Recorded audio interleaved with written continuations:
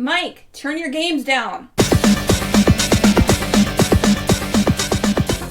Hi, welcome to a very special movie episode of Games My Mom Found. We hit 50 movie episodes. Technically, it's more if you count the MCU, but that doesn't matter. But we are here to celebrate our 50th regular movie episode. And who is with me tonight? Oh, I'm Tiffany Albertin. I am Peter, hold on to your butts, Bingham-Pankratz. I should have thought of something like that. And I'm Bill Tucker of A Gamer Looks at 40 podcast. And Michael, we have Michael Albertin here. Nobody cares. Nice hat. Excellent. I still love that part so much. One of my favorite lines in this whole movie. It's so good. Another thing I want to say is every so often I remember I was at work and somebody was having tech issues and they're like, "Can you fix it?" I said, You didn't say the magic word. They just looked at me. I'm like, They didn't find that amusing at all. They did not. They have a problem with their space bar and you're giving them Jurassic Park references. Well, yeah. Oh, that's fair. Well, I wasn't. It was when I worked at a home, and it was one of my. I somehow became the tech guy there, and I was fixing like Gotcha. the internet. That's why they hired You fit the trope as this movie is one of the first things of the annoying IT guy. Yeah. The annoying IT guy is what I'm saying. Both fit though. I really like Dennis Nedry though. God, do I like him in this movie? That is a great character. I don't remember the actual guy's name, the actor's name, but Say that ass. Wayne Knight. No, man. actors. If you ever watched Seinfeld, Wayne Knight was on Seinfeld as Newman. I've seen was his, one episode of Seinfeld in my life. So. or if you've ever seen the movie Basic Instinct, he was in a very famous scene in that movie. Was he So, really? Yes, Wayne Knight was. Yes. Because his legs weren't spread, I'm assuming he's not the one that has legs spread in that movie that you're talking about. So He is not, but he is watching it. He's one of like the FBI people watching this. Yeah. I've never seen that movie either. We have some issues. Well, we're not here to talk about Basic Instinct, although the basic instinct of, this movie deals with basic instincts. It deals with nature. So we are here to talk about Jurassic Park, which came out in 1993, directed by Spielberg. I don't have my wiki pulled up, so I just have to. I didn't see this movie in 93. I saw this movie later when I was terrified, when I was probably older than I should have been. Oh, you were terrified. You can ask Peter. Feel free. He was there. I may have been. I was there when you first saw it, and I remember Mike had to leave the room when the lawyer gets eaten. Before it even happened, he knew it would happen. So wait, so take me inside where you saw this, Mike. In my house. Okay, so it was On just hanging out on a VHS, Yeah. of course. Excellent. It was the perfect time. It was during the daytime, I think. It was like 12 o'clock in the afternoon. You're like, let's watch the scary movie that I really liked. And Mike's like, all right, I'll give it a chance. I think if you go back to 1993, I think you'll find most people thought it was at the time. Yeah, well, I'm the one who watched it when she was 3, so. Okay, well, you're immune to it. I'm immune to it. I was like, oh, cool, dinosaurs! I was not. I I don't remember a whole lot, but I do remember running away when the lawyer gets eaten. I went outside. So that's what I would say Jurassic Park is more thrilling maybe than scary, but there definitely are elements of like terror in it because these are giant monsters. They're almost like, it's not quite a Godzilla movie, Right. like giant monsters against little people, but boy, oh boy, it has that energy to it. Yeah, for sure. I'm just happy to say after 30 years, the movie still holds up. Oh boy, does it. I don't know. So Peter, you've mentioned, I think before that this is one of your favorite movies. Am I accurate in that? It is my favorite movie of all time. I kind of go back and forth between this and Raiders of the Lost Ark and maybe a Star Wars occasionally. But right now, it holds my top spot. I think it's every scene in it is, scratches an itch. Every scene I can probably quote, and it's thrilling, like you say. I still get, even after seeing it for the umpteenth time, I still get thrills from certain sections of it. And I'm still like, oh no, how are they going to get out of this one? Even though I know they're going to get out of this one. It's so good. And that really is the mark of a quality movie. I was thinking about it as I was rewatching it, and I've also seen this easy 40 times. This is an amazing. It's one of those my dad had on VHS, and I'll tell you the story of how when I first saw it, I saw it for the first time in the worst possible way you can see a movie. But I was thinking, boy, that Steven Spielberg's a good director, which is pretty much the most basic thing a human being can say at this point. Because man alive, does he know how to pace a scene. Man, this is a masterclass pacing because it's just fantastic how this is built. But we'll talk about it. The first time I saw this, I kind of have to tell a little story, Mike. I'm sorry. Sure, feel free. Advance. So back when I was in high school, we had a thing called the fruit sale for marching band. And that was our biggest fundraiser of the year. And we sold oranges and grapefruit. And while it sounds like the worst thing ever, people would line up around town to get oranges and grapefruit by the basket. For the fruit sale, it was a big deal. It was our biggest fundraiser. And of course, So at the end of the question. fruit, yes, go Were ahead. you in Gilead where that was outlawed then? No one. I don't get the Gilead reference. Yeah. Gilead. I still don't get the reference. from the It's a Handmaid's Handmaiden Tale reference. Don't watch that show. If you had said it, Just ignore Mike. Continue with your story. Yeah, please continue. My So anyway, story. so fruit sale, we're handing out the fruit that everyone's purchased, and they had Jurassic Park playing on like one of the like 19-inch or maybe 20-inch TVs that were on the carts, in school, the old TV carts. They had Jurassic Park playing, and I remember walking by, I'm like, oh, this Jurassic Park? I've never seen Jurassic Park, and I kind of sat down with a bag of oranges on my lap, and I sat and watched it for like 10 minutes. I was told to deliver the oranges, so I just went back and forth between people's cars, delivering oranges and grapefruits, and watching Jurassic Park. So I probably got through half of it in total if you like cut up the pieces. And then my dad bought it on VHS, on the aforementioned VHS, and that's when I saw it properly for the first time. But I will always link up Jurassic Park with citrus. That's the moral of this long tale I've spun for you. That's Okay. hilarious. I wonder if citrus be poisonous to dinosaurs. Probably. Well, they need lysine. Lysine's the big thing. They gotta have that. I don't remember. I mean, I remember. I know I first watched it. I can't. Did we see this in theaters, Jeff? Or no? Okay. I by the tone of your voice, we didn't go. when COVID came around and they put out the older movies, he would not bring me to theaters to see it. So no, we did not see it in theaters. I did see it in theaters before you. Then. Before me, that was way. Yeah, with a friend of mine, before me. we went and saw it. I forget. We did not meet when we were children. What's wrong with you? No, I saw it in I was theaters. gonna when it was out. say. My parents saw it in theaters. I know that because I remember I was at my grandma's house. Yeah, I did see it in theaters. Not at the time. I saw it in 3D when it was re-released. When it came that's out, when I I saw it. Right. That was maybe 10 years ago or so. Okay. I don't have any recollection of when I first saw it at all. I just remember it was my dad's favorite movie. Every time he came out to watch it. Yeah, well, it was. I mean, it was a huge hit. Like, if you were alive in the 90s, and you had a VHS player, you probably had this videotape because Oh yeah, for sure we did. I think after Star Wars, it was the top grossing movie of all time. Or maybe for a brief time, it was the top grossing movie of all time. I'll have to check. But I Oh, think damn. for a brief time it was, and then Yeah, maybe. Titanic blew it out of the water. right. Yes, I agree. And now it's like number 50 or something after all the Marvel. Yeah. But anyway. Yeah, but it's better. Anyway, I definitely saw it. I believe I saw it on Laserdisc, so I had that distinction because my dad Wow. always bought. Laser. Yeah, and so I remember the big cover of it, and it, the great poster of the Laserdisc, and the poster was just the kind of the silhouette of the dinosaur, which is it's a very good cover because it's dangerous, but it's mysterious as well. It doesn't give away too much. It's just like a symbol. You don't even need words nowadays. Now it's become such a franchise. You can just show that silhouette of the T-Rex, and everybody's like, "That's Jurassic Park." Mm-hmm. Yeah, this was like a watershed movie, sort of. This was just a landmark type of film experience. It was like the blockbuster of blockbusters. Right. And yes. yeah, it was just a revolution, especially with not even just for the visuals and the special effects, which, like we said earlier, 180% hold up, even when they're clearly little models with somebody kind of like poking their fingers through, making a jaw move. It still works, and we'll talk about it. Right. Those are my favorite, though. I love practical effects, so that this And has that. And it's remarkable is that because even at the time CGI was expensive, so I believe I could be mistaken the percentages. I think there's only like 10 minutes of computer generated dinosaurs in it, and the rest of it is all practical stuff that they made. But still, whether it's practical or computer generated, for the most part, I think it definitely holds up. Yeah, Oh, it does. I think the T-Rex running is I know that's CGI, obviously, but I think that's like one of the few parts that is. The key is that if it's a long shot and you see the whole dinosaur, it's computer generated. But if you see it on a close-up, it's a practical thing.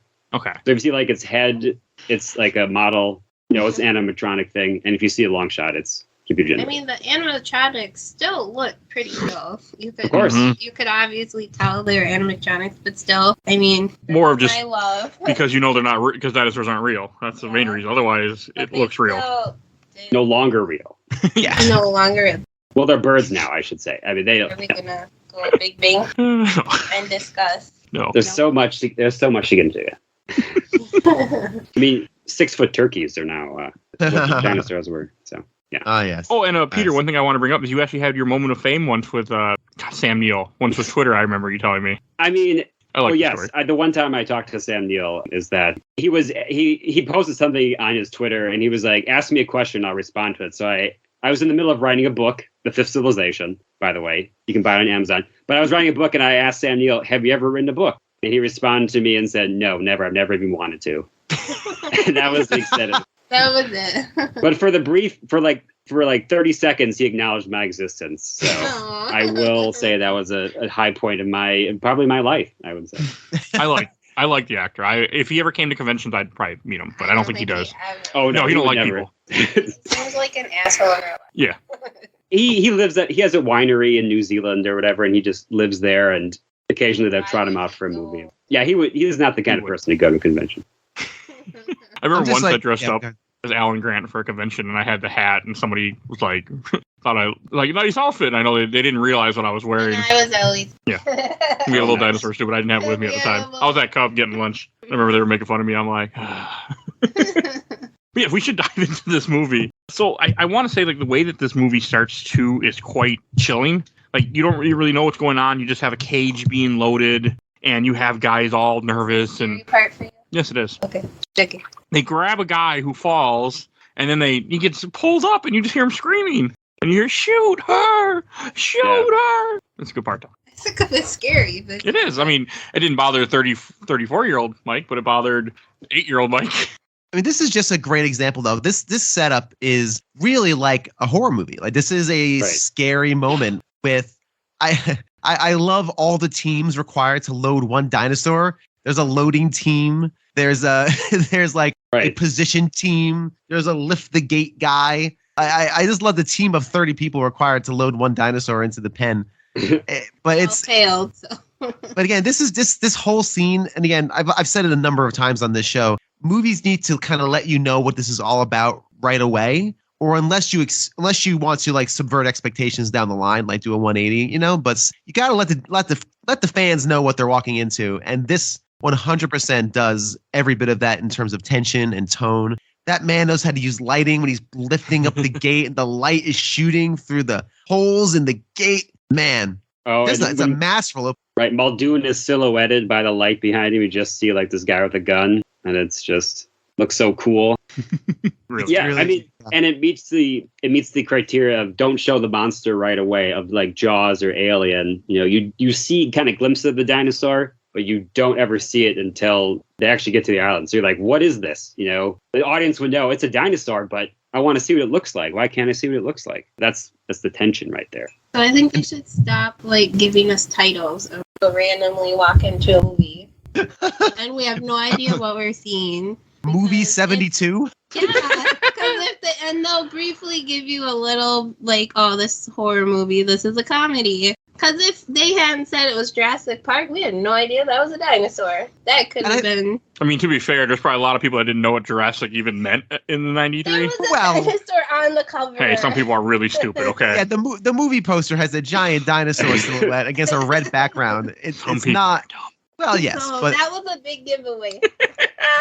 but even then, the expectation of what are the dinosaurs going to look like is, I think, a hook enough. Yeah. Especially if the age where dinosaurs are still awesome, which should be everybody, by the way. That joy should never go away. I watched the trailer, the theatrical trailer for this, and they don't really show the dinosaurs in it. And they may not have been completely finished at the time, but they only kind of show glimpses of the dinosaur. So even if you had seen the trailer in 1993, you probably didn't know what these look like fully. That's cool. I should have watched the trailer now that you mentioned that before we did this. I feel like they did it on purpose. Why Yeah. give away the whole... I mean, a lot of movies do that. They give away the whole damn movie in the freaking trailer. Yeah, especially now. They're like, I'm done. I can't. I don't. Or Alien vs. Predator, which shows you scenes that aren't even in the movie that are in the trailer, and that make it look really awesome. Well, yeah. That's one of my most let down movies ever in my life. But that's neither here nor there. And I also like the next part of this movie, which I think is it didn't ring with me when I was younger, but now that I'm older, it really rings with me, with the lawyer who goes through the mine in Costa Rica. And he's sitting here, have to traverse through mud and things. He's wearing a full suit and tie, and it's like... Is that required to be a lawyer? You have to constantly wear a suit and tie and No. fancy shoes But when you have money, I guess you got to flaunt it. What else are you going to do with it? and carry a briefcase? He was like carrying a briefcase through. Well, yes, actually, your license to practice law is stitched into the lining of your jacket. So Right. you actually do. You can't just go in there in shorts and a t-shirt and expect anybody to take you seriously. So Right. But even just that little part does such a good job. They get all excited and they stop working, and he's like, "This is what we're looking for." And he pulls out the amber with the mosquito, even though I don't believe that they would be allowed to stop working because it's a mine in Costa Rica, and I'm sure it's probably not government. It's not funded by legal sources. But that's neither here nor there. I watch too many drug shows. Rich guy. But no, I just thought that was just like it's such a good hook to grab you and pull you into this movie. And again, the more mystery, you don't really know what's going on. No, you have no clue what. Like, you see the mosquito and amber, but unless you had read the book, you would be like, I don't get what's going on. I did not read the book. You should. I should. Okay, I did not. Yeah, I hear it's much more violent than the film. I'll say this: it's probably my favorite book. I've read it many times as well. It's not it's not great literature. It's just a fun action book, and Michael Crichton is a thriller writer, and he's not going to be up there with Charles Dickens or Ernest Hemingway. But yeah, the book is very fun. It is much more violent than it gets very descriptive of how people are torn apart by dinosaurs. Oh, no, I do need. It's a good book. So yeah, I would definitely read it. If you like Jurassic Park, you should at some point read the book. I'll give it a go one day. One day, yes. One day. Yeah, one day when the hours of the day increase to 30, then I will dive into Jurassic Park the novel and jump in. I do like this too. I have a question though about this. I have a question about a movie I've seen literally probably 40 to 50 times, but still, here I go. What? I know. So in this scene, the miner pulls out the mosquito and amber. But clearly, we've already have an amber. So is that the mosquito that ends up in his cane? Or is that just kind of like what is with that mosquito? Because the movie makes it feel like almost that's like a prequel, like a pre-existence of Jurassic Park, when clearly we already snagged ourselves a mosquito with dinosaur blood in it. So maybe that was the T-Rex blood. I don't know if it is, because they do mention the worker. Like, theoretically, this movie takes place over a week or two. Right. But I think it's just, I don't know if it's meant to be the exact same one that Hammond has on his cane. It can't be, I guess. I don't know. I think it's just they keep digging because they're trying to find more dinosaurs and more blood and more things to make, because you always got to have the next. Find the right blood. Yo, why do we have T-Rex? We need a different kind. We need a genetic T-Rex that can camouflage. Oh God, that's a horrible idea. The less said about that, the better. Yes. But that's what I think it is. I'm pretty sure it's not the same one, just because the way I took it is that was one of the early ones that they found that he just kind of pull it along to kind of just show. It's just, I think it's kind of like a good way to, because doesn't it go from there right to his? No, it doesn't go. I was gonna say it goes right to his cane in a different shot, but it doesn't. It goes to them digging up at the fossil stuff. Yep, goes to Montana. Yep. This is also like, I forgot. I always remember the scene with the kid where you have all of a sudden I forgot Alan Grant and Ellie, and they're working on a digging site, and then they're getting all excited with the new technology, which I think is funny. Don't touch the computer. And then the whole thing is that this kid comes up at one point. The kid's like calling it, like we make the joke earlier. Look like birds. Calls it a turkey, and then he like pretty much traumatizes the kid, talking about how it's gonna kill him. Nobody stops him. Nobody stops him.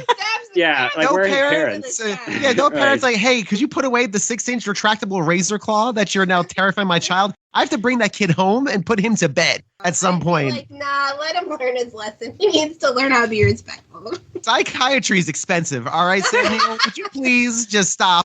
Sorry, Peter, I stepped over you. Go ahead. No, that's all right. I was going to say something serious. I was just going to say this movie taught me that raptor meant bird of prey. So, the idea of, like, a velociraptor, it means bird of prey, and like things like eagles and hawks are raptors as well, scientifically speaking. And I didn't piece it together until I was older. Like, okay, so they're saying that birds evolved. Birds are where dinosaurs evolved into. At least some of them, at least. Yeah. But it's kind of it. If you're paying attention, you can learn a lot from this movie, I think. I was going to say it's a teaching movie. Right. Which is why it was shown in a school in the music room during a citrus sale, surrounded by grapefruits and citruses. Exactly. It's educational. Someone was like, "Ooh, look, a dinosaur movie. Let's put this one on." Yeah, it was probably no just idea. more of how big this movie was at the time. Yeah, so, it was just something for the kids to watch because it's awesome. I just had a thought that anyone else get the feeling that Sam Neill as the character, like the character of Dr. Alan Grant, like practice this little speech in the bathroom. Like every once in a while, he imagines like some asshole kid coming up to him and saying that raptors suck, and he goes, "You know what I'm going to say to this little bastard? I know I'm going to break. Oh, for sure. I carry this in my pocket just for this occasion." And of course, finally, one child comes up. And he's ready. He's ready with this speech. He has a smug, like, I have said this in the shower 1,000 times. Right. He was so glad. Right here. And it's Oh, like, he's just watching them. yes, I get to wants him to have children is just watching them tear it apart. Yeah, I have issues with that because I'm pretty sure there's an age gap. At least maybe real life, there's an age gap for this. In real life. I think there was a comment. Yeah, I know. I don't know. Maybe I'm wrong. I can't remember. I just feel like I read that somewhere. Stop ruining the movie magic. Also, one final thing on this scene, real quick: the archaeologists that are working on the dinosaur. I think I heard or read somewhere, it might have been in a zoo or a museum, that is not how dig sites work. Like, you can't just sit there and like scrub away, because these things are 65 million years old. Like, they're extraordinarily fragile. Like, you basically take out like the entire brick of the fossil and then transport it someplace else. Then you don't just sit there and go chisel, chisel, chisel, chisel, a brush, brush, brush, brush, brush. Brush, brush, brush. Yeah, you can't do that with the dinosaur. But again, movie, it's fine, it's fun. I don't. Yeah, it's not accurate, but No, of course not. But it's a movie, it's fine. I'm not. Trust me, it's not a negative. Yeah, what they more likely do is use what they have in the movie, a ground penetrating radar, and so they are able to see an image of the thing, and then, like you said, brick it out and send it somewhere else. But what they do before ground radar? Start digging. Just start digging and tear it apart. Yeah, hope for the that's best. actually, Hope for it the used to be out west. There used to be, like, before fossil hunting was big in the 1800s, you could go out west and just see whole fields of them. A lot of them were just out in the open because no one disturbed like areas of the desert for millions of years. But when the fossil hunting trade began in the 1800s, people picked those clean. So all the easy ones were taken, and then sometimes a farmer would stumble upon one in their field or whatever. And that's kind of how it started to go. You can look it up. Do more reading on your own at your local library to learn more about learn something Yes. every episode. Right. Today's episode brought to you by PBS and NPR. All about dinosaurs. I wish. But don't take my word for it. Anyway, Rainbows. let's And this is where you then have Hammond shows up. And after reading the book, because I've seen the movie multiple times since then, but like I kept thinking to myself how much of a villain he is in the book. I mean, compared to this, like they make him like a jolly old man, not in the book. I just He's really? In the movie, he's Walt Disney. He's basically Walt Disney. He's like an old man with theme parks. Yeah. Well, in Hollywood, he's. Beauty of this scene too. Oh, go ahead. Sorry. I was gonna say I remember in the book because I know Hammond has a very different ending in the book, but I remember if I remember right, he's not a good person at all in the book. Did he have grandchildren? Can't remember. No, he doesn't care about his grandchildren. He's more cared about his big dinosaurs. Because at one point they tell him in the book, they said, "Your grandchildren are out there." He's like, "I don't care. I want my dinosaurs. Don't shoot them. They're very expensive." Well, He's a very right choice by switching that plotline. right. Oh, Michael Crichton, painting everything with a paint roller. Are you? Well done. Right. Exactly. Yeah. I love this scene because it feels so natural. I had this such a and I love the connection between Alan Grant and Lady Dinosaur Hunter, who I don't remember. Why don't I remember her name? Ellie, thank you. Dr. Sattler, thank you. Between Alan Grant and Dr. Sattler, they feel so natural as both coworkers and a couple. And this scene of him just invading their trailer and popping their champagne just feels very real and natural. And it really does a good job of establishing character and kind of showing roles and who's who in this movie. All of this setup is just exquisite. Right. It's very, I like this movie nowadays because of the acting, because of the characters. It is natural, like you said, and none of these people are movie stars. I think actually Richard Attenborough was the most well-known person when this movie came out.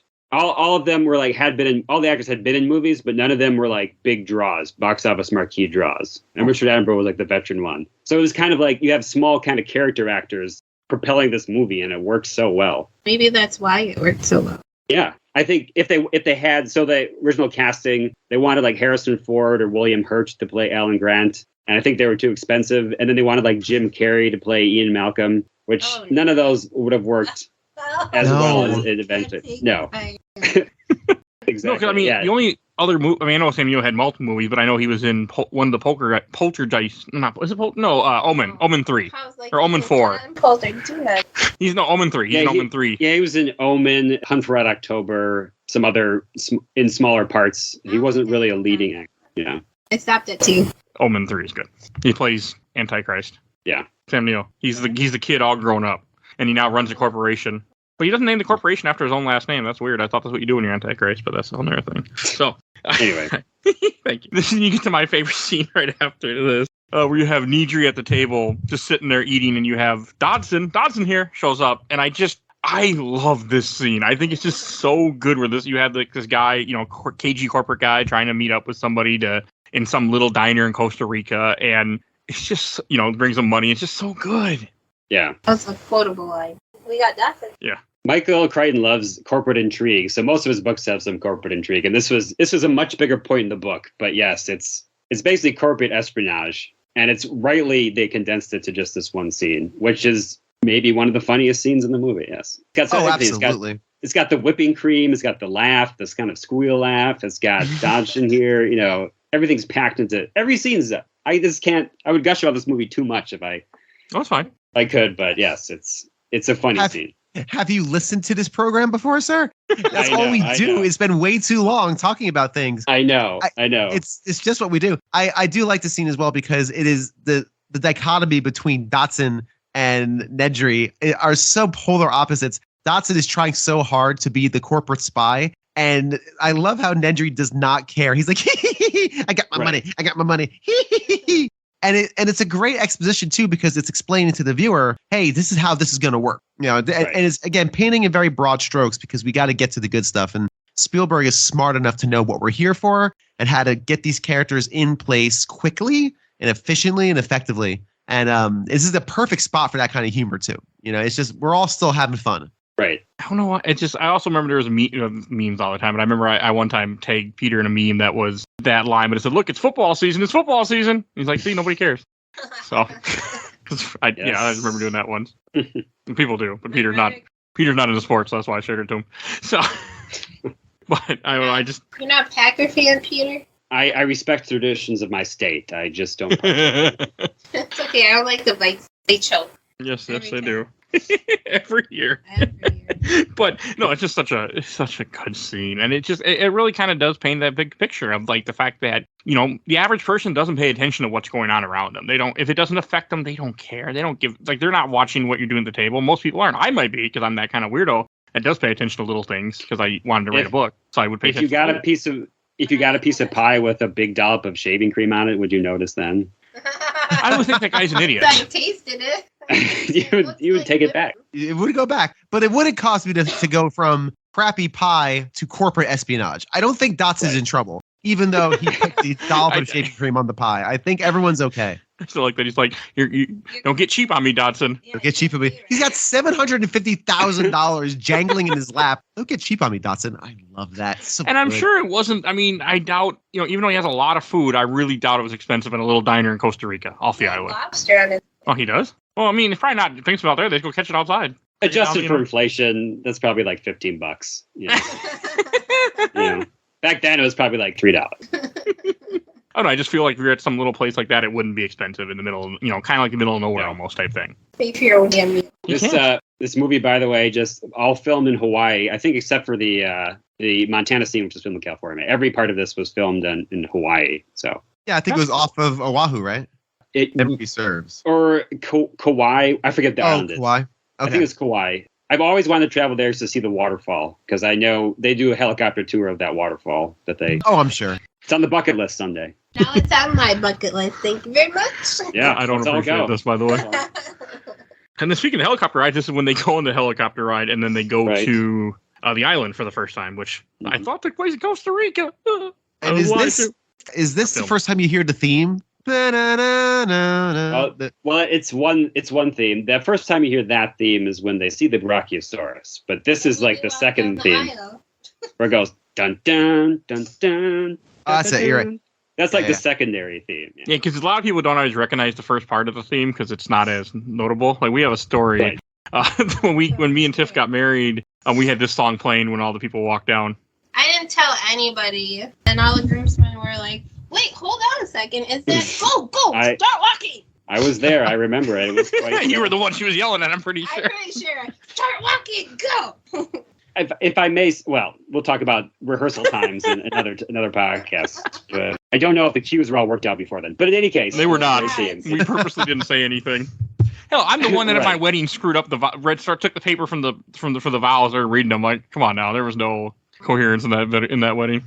No, he's talking about the cues on when he should walk. Oh yeah, we didn't talk about that. We didn't talk about that, and he blamed me because I didn't tell him how he was supposed to do his vows. I was like, well, then we would have been married the night before, and not the day on our wedding. But yes, that's always one of my favorite memories. So I had to mention that here. So, Yeah, I mean, but John the song is Williams. classic. John Williams, amazing. He sells this movie. Without John Williams, it would be a lesser film. Without his amazing soundtrack, which I was listening to this morning. Yeah. There's no question. It's no question. There's not much more you can say about it. This is a hard show to do because I don't know how much you can say about a movie that's been celebrated for 30 years. I mean, I don't know personally, Right. but you're right. I mean, to say that the soundtrack to Jurassic Park is really, really good, it's kind of speaking into the wind. It's incredible. It's one of the best movie soundtracks ever created. So. Oh yes. Oh yes. And then it's right because this is right when you have the Jeep ride at the park when they go in, and I still find this scene so amusing where Ellie's looking at the plant and she's like, "Oh, this has been extinct," and then he just grabs her head and turns her to look at the giant dinosaur. Yeah. I love that. But the Yeah. setup for all this too. Go ahead. I'm sorry. Go ahead, Peter. No, you go ahead. No, you go ahead. So I was gonna say that the setup for this, all the lead in, right? And it's interesting that they're not quite getting, because Richard Attenborough is going through. He's really curating this experience. He's talking to the lawyer. We're gonna shut you down, John. In 24 hours, I'll be accepting your apology, right? Right. And it's all this setup and build, and all the audience is going right now is, I want to see a dinosaur. Where's my dinosaur? And so all of this just, sorry to be crude, foreplay is just leading up to the big brontosaurus. Is, again, this pacing of this movie needs to be taught in film school, because the way Spielberg sets all these puzzle pieces up for the big reveal, everyone in the audience is ready to see dinosaur. And the fever pitch of this, because you've seen the poster, it's a giant dinosaur skeleton against a red background. You know what's going to happen. Dinosaurs in this movie somewhere. Yeah, right? And that build up, everyone is excited to see it. There's almost no chance for someone to be let down. And that if that Brontosaurus moment hadn't worked, this movie's doomed. Just doomed. If Godzilla foot showed up and it would look like plastic, trash bags wrapped around whatever it was, it would have been a disaster. But it's framed so beautifully. It's still awe-inspiring. I can't wait for my son to see it. He's 6, and I'm not quite ready for him to watch someone chomped off of a toilet, but he loves dinosaurs. We've been to the Natural History Museum. The dinosaurs fronking in the grass. What you you tell him it's coming, so he goes outside in the backyard and waits until that part is over, and then his friends don't say to come back in. My son will experience Jurassic Park whole and unfettered. I'm just going to make sure he's ready for it. Right. But then again, half the stuff he watches is so violent anyway, just cartoonish violence. See, well, isn't it fun? He just chopped the guy off the toilet. That's hilarious. There's a toilet there. Laugh at the toilet. And then I never want to go on the toilet again. And listen, he's got no choice in the matter. He's an older kid. Waiting to be strange. I can't wait to introduce my son to this movie. Seriously, I really cannot wait, because I know he's going to be just awestruck. My wife and I talk about it often. When can we let Will watch Jurassic Park? It's something that we're looking forward to. And I think that's just a testament to how good this still holds up, like we were saying earlier, that this beautiful moment of build up, and he arrives, and Sam Neill, you don't see his expression because he's wearing sunglasses, which is purposefully done. So he takes his sunglasses off in wild-eyed surprise. And Right. oh my Lord, it is just masterful. It's masterful. Mm-hmm. It really is.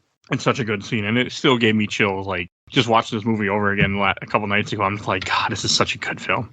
Oh, yeah. Very, very quick aside before I get Peter. I actually watched this on my digital video disc collector's edition, because I don't have HBO Max, which is what this is on right now. For not at the time you're hearing this, but yes. Oh, really? Is it They're going taking off? it off at the end of January in 2023. Bastards. Oh, where's it going now? It'll be back. Well, HBO, ever since the bought out, they're playing the game of, we don't want to pay royalties to anybody, so get rid of everything off our service type of game right now. Jurassic Park will not be lost to time, I think. No. Jurassic Park will not get fossilized. Ha ha. It'll be fine. But I watched this on digital video disc, and shout out to the PlayStation 5 and the fine people at Sony who made my TV. The upscaling on my 20-year-old DVD was wonderful. It was great. It was great. It's almost as if it was pre-programmed into that TV. Like, okay, listen, someone's going to play the old Jurassic Park DVD on this thing. Let's just make a mode for Jurassic Park DVD and we'll be good. So shout out to Sony for fine products, I guess. Right. They do make good TV. They spared no expense. They're not our spot. Yeah, exactly. Spared no expense. And then you first get introduced to the visitor center, which I swear I really do like that style of building. When I used to drive to work at a Burger King a while ago, I would pass by a building that had that same type of design. I used to go, and I would sit there and hum the theme when I'd go see it sometimes. Yeah. But I really like the visitor center. I mean, again, this is when you first start seeing more and more of the other people that work there that apparently all leave the island before the murders happen, because that's what you do, I guess. So, but I just find out. I always find that funny. Which does not happen in the book. I think it was designed to be less bloody for the movie, so they made everybody leave. But well, did this get a PG rating or a PG-13? Oh, PG-13. Yeah, I imagine so, right? Yeah, okay. Right. There's lots of chopping. Yeah, so it's The guy gets eaten off the toilet, and you see him go down the mouth. Well, you know how the Motion Picture Academy is with ratings. You're allowed one person eaten off a toilet. You only have one. You have two, you're going right up to an R. So it was very jarring when I was watching the King's speech and that happened. So, but they were allowed to do it. So. Yeah, good. I still get such a kick out of that presentation part where they go in the room, they're watching the video that talks about like how this process works and everything with that. And I just really like it. I don't know what it is about that presentation to me, but like for something with Mr. DNA and everything, it reminds me of Clippy also from Microsoft Word. But I just really like Clippy. I like Mr. DNA a lot. I really like this part. There's Geeky Mike. There's Geeky Mike. I mean, it's 5-year-old Geeky Mike coming out. Geeky Mike would have been okay with this part. I mean, it's fun. It's cartoonish. It's designed for exposition for the audience because, you know, a long scene of somebody explaining this would be less interesting than a cartoon DNA figure explaining how did we clone dinosaurs? Well, we got mosquitoes and amber and we cloned their blood and then we filled in the gaps with other DNA. Yeah, much more entertaining than like a PowerPoint slide or, you know, just Richard Attenborough talking about it. Use frog DNA to fix the holes in the gap. Well, we didn't think that frogs can become female or male if they want to by choice. Now, does the book go more into the pseudoscience of this, or is it leave it kind of like it happened, kind of like this movie does? I'm trying to remember. I mean, yes, it does go into this. I don't believe Mr. DNA is in the book. I think it's more of they're having conversations, which doesn't work well to a movie. But no, it's a genius idea to just explain it like we are all children, because when you're talking about DNA sequencing, we're all children. We don't know what you're talking about. You can say fill it in with frog DNA. We're like, oh, that's cool. Move on to the monster. I want to see more monsters. Especially in '93, because DNA would have been not like now. I say as a population, we're more aware of what DNA is, like because of CSI and things like that. But in '93, I don't think that would have been completely off anybody's rate. Like people wouldn't even be thinking about stuff like that. And as far as the movie itself goes, at this point in the film, we're all riding high. We're still hitting our high from the Brontosaurus, and we are Sam Neill and Dr. Sattler. We are literally just two happy kids just sitting in that ride with them, like, I want to know everything. Where's the next monster? It's the ride this takes you on is just so good. So yeah, I love this whole moment where you get to see imagine though the miracle workers of Jurassic Park. Like that's their day-to-day gig. They're just kind of like sitting there, you know, doing dinosaur stuff and science stuff. And every 5 minutes, a tour window comes by, gawking tourists, you know, munching popcorn with dinosaur hats on their heads. That's not distracting.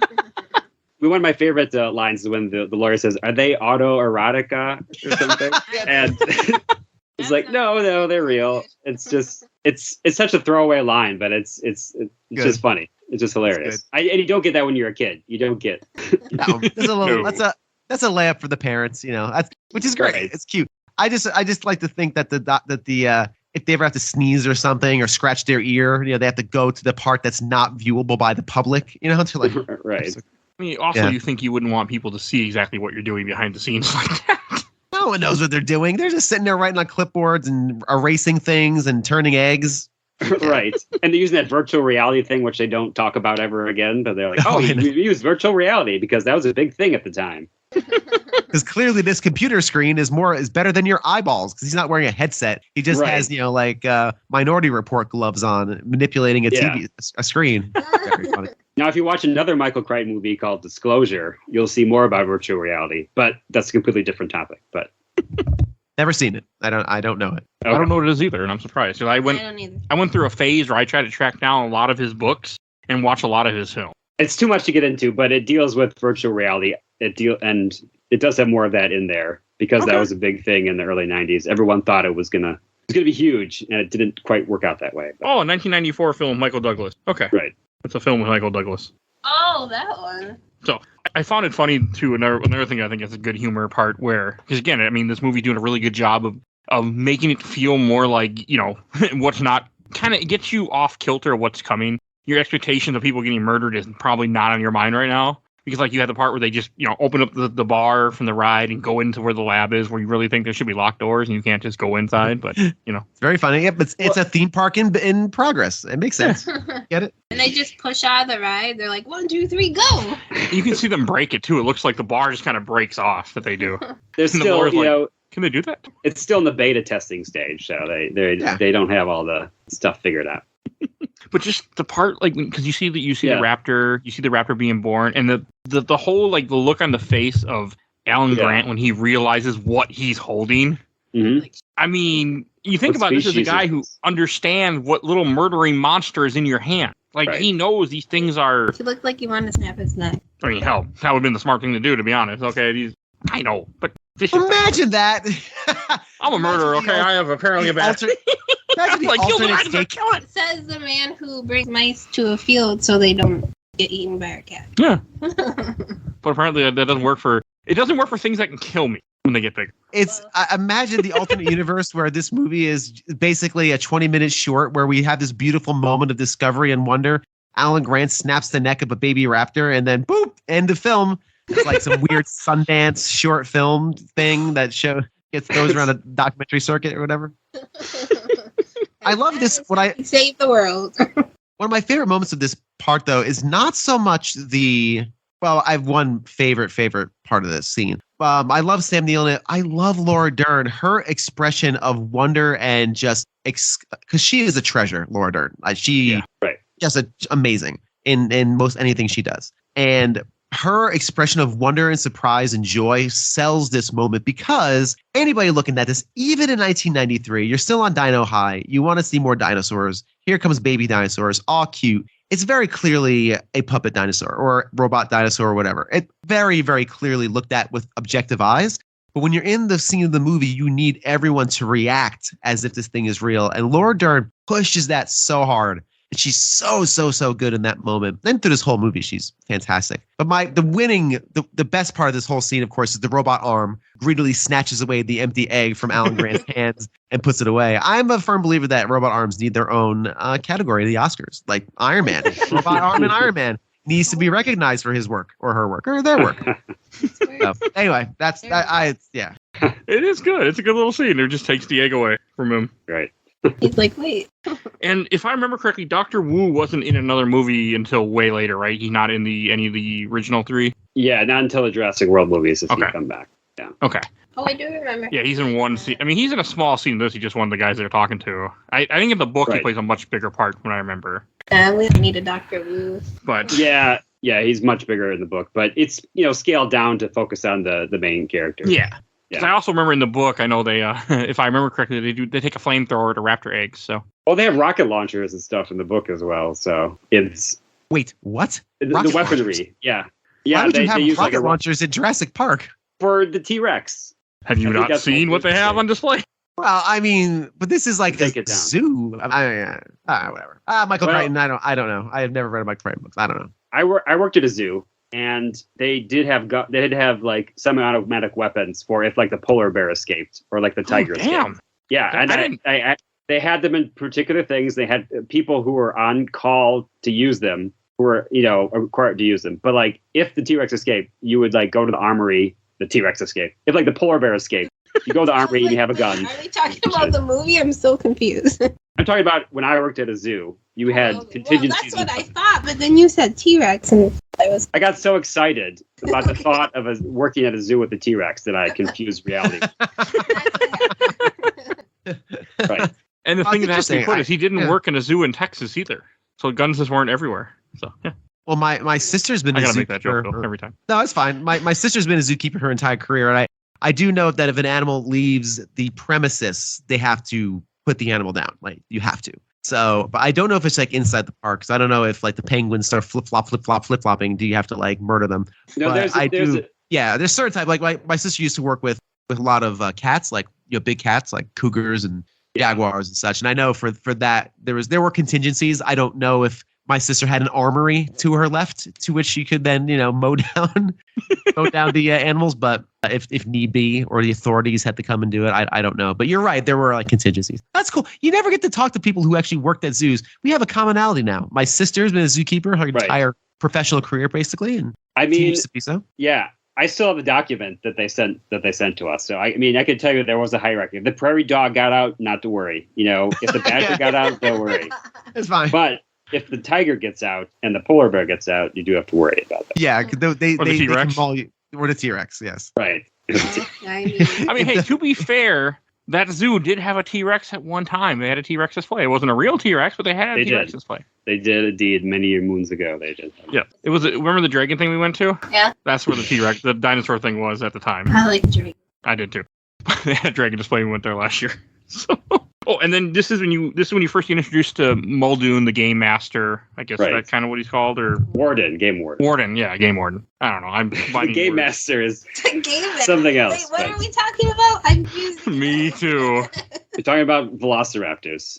And you see the raptor feeding when they lower the cow, and then there's no cow when they raise it up. And it's great because you don't see the raptors. You still are like, oh boy, these are the big bad dinosaurs, but we haven't seen them yet. We're holding it from the audience. And if you haven't noticed how good the sound is in this movie, now you know, and how much it sells it, because this whole terror is all, like you said, off screen, off camera, it's all based off of sound of crunching and gnashing and whooshing trees and disgusted faces. And it's so effective and good. It's better than if it would have been this violent like act that you just saw. I think that adds actually more terror to this because you can't see it. You can just hear it. And our imaginations are always going to be more vivid than anything you'll see on screen. So this movie, actually, I was looking as you guys were talking. I promise I was paying attention, but, research, while you guys are talking. This movie, they invented DTS sound decoding for this movie, particularly. Like DTS, if you know anything about home theater stuff, it's like it's a high-end, it used to be a very high-end, method of doing, digital audio. They invented it for this movie. Ridiculous. Yeah. Ridiculous. Clearly, I'm the only one who thought that was ridiculous. I do. It sounds like. I did not know that, but I think if you're a what is it, audiophile, you're gonna love bits like that. For a guy that makes a podcast, I am not an audiophile at all. So, Mike, next time I'm on, you're gonna give me DTS, THX, all that stuff. We're gonna go into a big history of that. So I will gladly learn it. I won't use it, but I'll gladly learn it. Today's podcast is brought to you by Dolby Atmos. And then you have a small part here where they're having lunch, and then you have the two kids show up. His grandkids finally come. Grandpa. That's a good scene. I think the kids really add to this too by having kids in here that are put in harm's way and having the characters have to adapt to that. I love the actors. Which every Jurassic Park movie has done since then. They said we got to have a kid in there. We have to have a kid in there. But they didn't go on to do any acting afterwards, did they? Well, Joseph Mazzello he's been in a number of things. The guy who plays Tim. Has he? Yeah, he was on a TV show called The Pacific. He was in The Social Network, the movie The Social Network. That's cool. Mm-hmm. He's been in a bunch of other The girl things. stopped acting, right? Yeah, as far as I know, she hasn't really done much about anything, but yeah. But hey, you do this movie, you don't need to do anything else, I guess. You're in one of the best movies ever made. You're like, well, I'll just stop here. Like one movie, that's the movie to be in. Well, that's the thing about kid actors, they're in demand when they're a kid, and then when they grow up, sometimes they're not as in demand, so people stop casting you. But enough about Hollywood. This is when you first see the cars and they get inside. I really like the Jeeps on a rail. I think that's a very novel concept to have a theme park like this. I know, but I just really like it. I also really love the design on these trucks. Like, I just love that paint job and everything. I think it's so cool. To this day. Early electric car, yeah. It's supposed to be the cutting edge, so it doesn't run on gasoline. It runs on electricity. But it runs on a rail.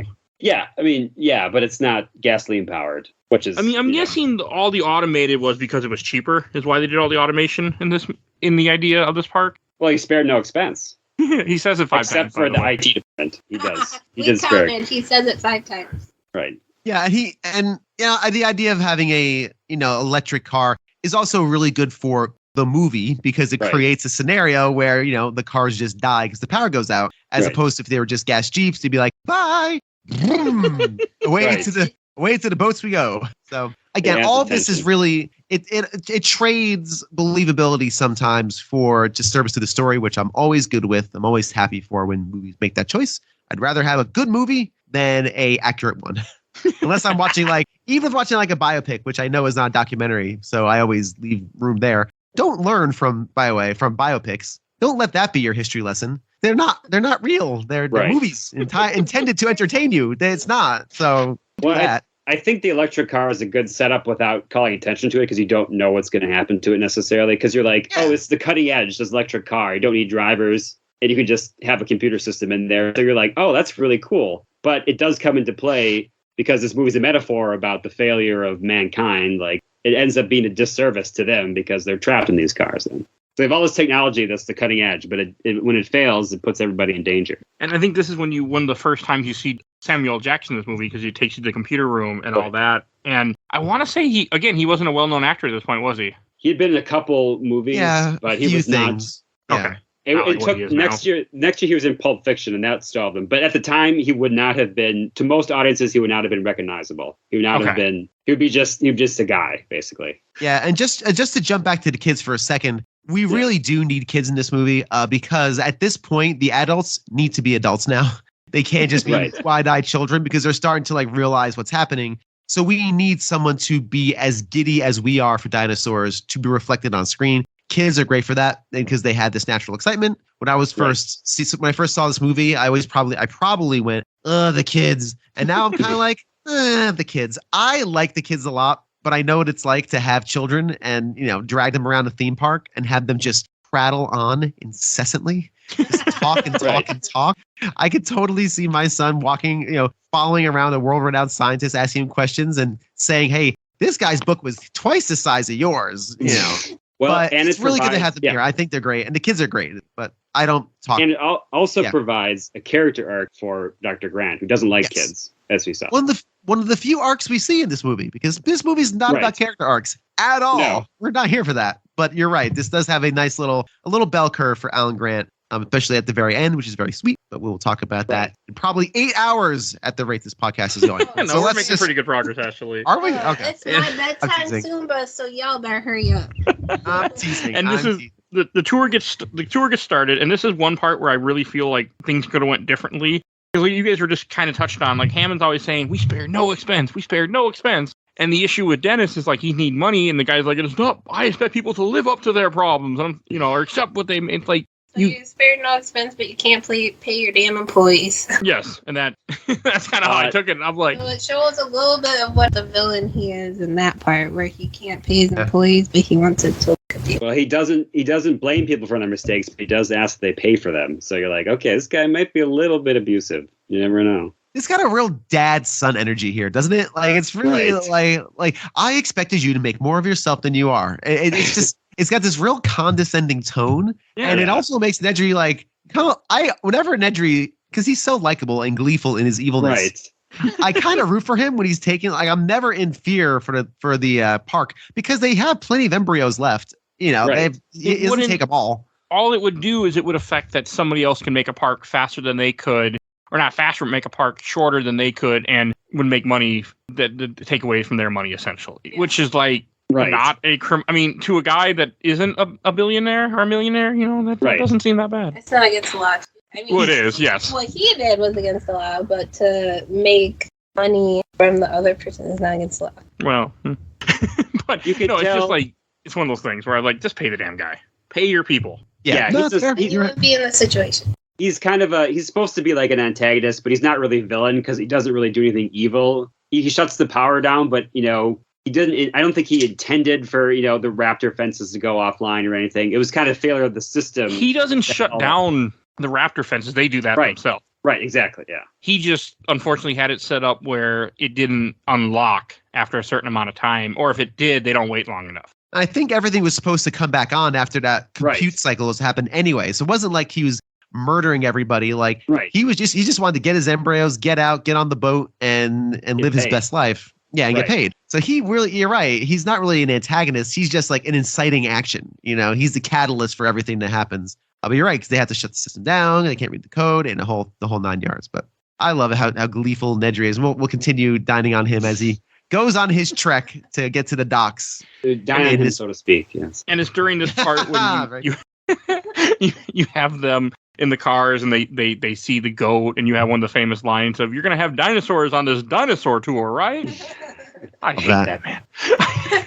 I love it. I love that. But we've all been to one of those. We've all been to one of those safari things, like the stay in your car safari. You drive through, and the idea, they sell like the highway, the roadways teeming with animal life, and it's like one sad lion in the corner under a tree, because lions get hot too. They're animals. You can't just have them come out. Right. So I think it was very. Oh, go ahead, please.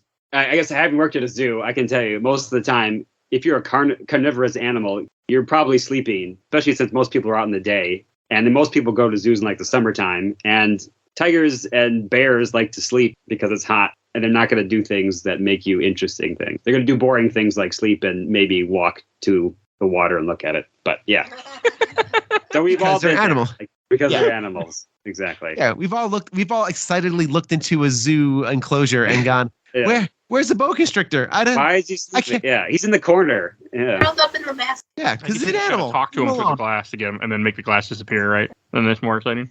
You have to have a sister who's a zookeeper who'll actually go behind the enclosure, and that helps. That really does. Our visits to the zoo are magical. I don't know what you guys are talking about. We go to the zoo. It's awesome. But I still love the zoo, actually, even though they don't do stuff. We shall not get into a zoo conversation because I think people don't like zoos, and I'm not going to get into that conversation. But yeah, I'm kidding, of course. My sister would never do anything like that, of course, in case anyone's listening, including my brother-in-law. You have the water trick here, where Ian does the water trick, where I felt like it's really just a sense of to touch your hand. Yeah, that's how I took it. Like that's all he just wanted to touch your hand because he's like, oh, put the water on here and it goes this way, and it goes the opposite way, but the car is like bouncing the whole time, so of course it's gonna go okay. Anyways, his whole big thing is chaos theory, and that's just an example of chaos theory. Chaos theory is water trick. Mm-hmm. And he's constantly he's hot in this movie, so that's all I looked at. His bare chest and his. Oh, are we a fan of John? Are we a Goldblum gal? He's still sexy, and I have that Funko Pop. Mm-hmm. There we go. Fantastic. Where he's laid out and his leg is bandaged. Oh yeah. Oh yeah. He. That's like a hero. That's a hero pose. That's like a bearskin rug, like whatever pose, campfire thing. Yeah, I also like he's always on the hunt for the next Mrs. Malcolm. Mrs. Right. Mrs. X Malcolm.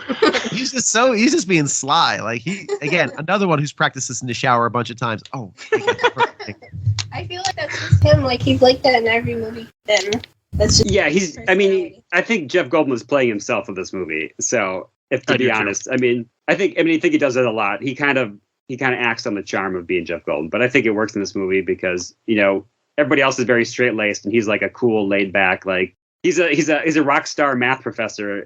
I think the only one who's ever existed. But so I don't understand why they invited him to the park, though. Chaos theory. Rob, I think it was probably because he's they reference he's a very well-known scientist, so it's just like for a celebrity endorsement almost at this point. That makes sense. That's kind of how I read it. Yeah, it goes into it more, but yeah, he's like into systems, and he's like a very famous like professor of mathematician or whatever, who's like, and he was like, well, we better get this guy in, to talk to us about this park. So yeah, and this is an example of just the right amount of Goldblum. I've said on this show a number of times, I think you can have too much Goldblum, but just the right amount. He's in your favorite Thor movie, as I referenced. We've talked about this in other episodes. There is such a thing as too much Goldblum, and this is just the right amount. He is so wonderful in this. Yeah. This really kind of launched him as an actor as well. I mean, the most I knew of Goldblum, well, not at the time, of course, but was Death Wish. Brilliant term in Death Wish as Freak Number 1 is one of the gang members. But yeah, this kind of launched him to that kind of next plane of stardom. Oh, I like him in Earth Girls Are Easy. That's like my favorite movie he's in. Okay. More than this. He was in that. Oh, he was in that. Yeah. Huh? He was one of the main characters, after they shave all the blue fuzzy fur off of him. Never seen it. I have no We interest. are good. We have that on Oh, DVD. I'm not You're surprised. welcome. Well, it can't be worse than Garfield, kids. Nothing can. And I do like the part when Alan leaves the car and he's like, see, who could have predicted that Alan would just get out of the car? And look, who predicted you're going to get out of the car too? Now I'm talking to myself. Right. It's almost like Fun little line. it's almost like they didn't give him a script. They just said, "Go Goldblum, be Goldblum," Yeah, and he did. I would not be surprised if they. Yeah, I really improvised. wouldn't. Yeah. That all felt like it wasn't scripted. Like it was just him they were just filming and he just kept doing whatever he was doing. A Bill Murray moment. Yeah. Yeah. Then you get to the sick Triceratops, which I think is also good, like where it because it lets you get close to a dinosaur and you have that small scene where Alan Grant has his body on or his face or his head on the Triceratops as he's breathing and just has the biggest smile on his face. Mhm. I really like Again, that part. just kids in a wonderland they didn't know could ever possibly exist. Like this park that they're experiencing right now is not supposed to exist. And the fact that it now does, they can actually see these animals in the flesh that they've only made guesses about from fragments of bone. And they sell it so well. Like Sam Neill is as excited as Sam Neill can get, which is like modern excited.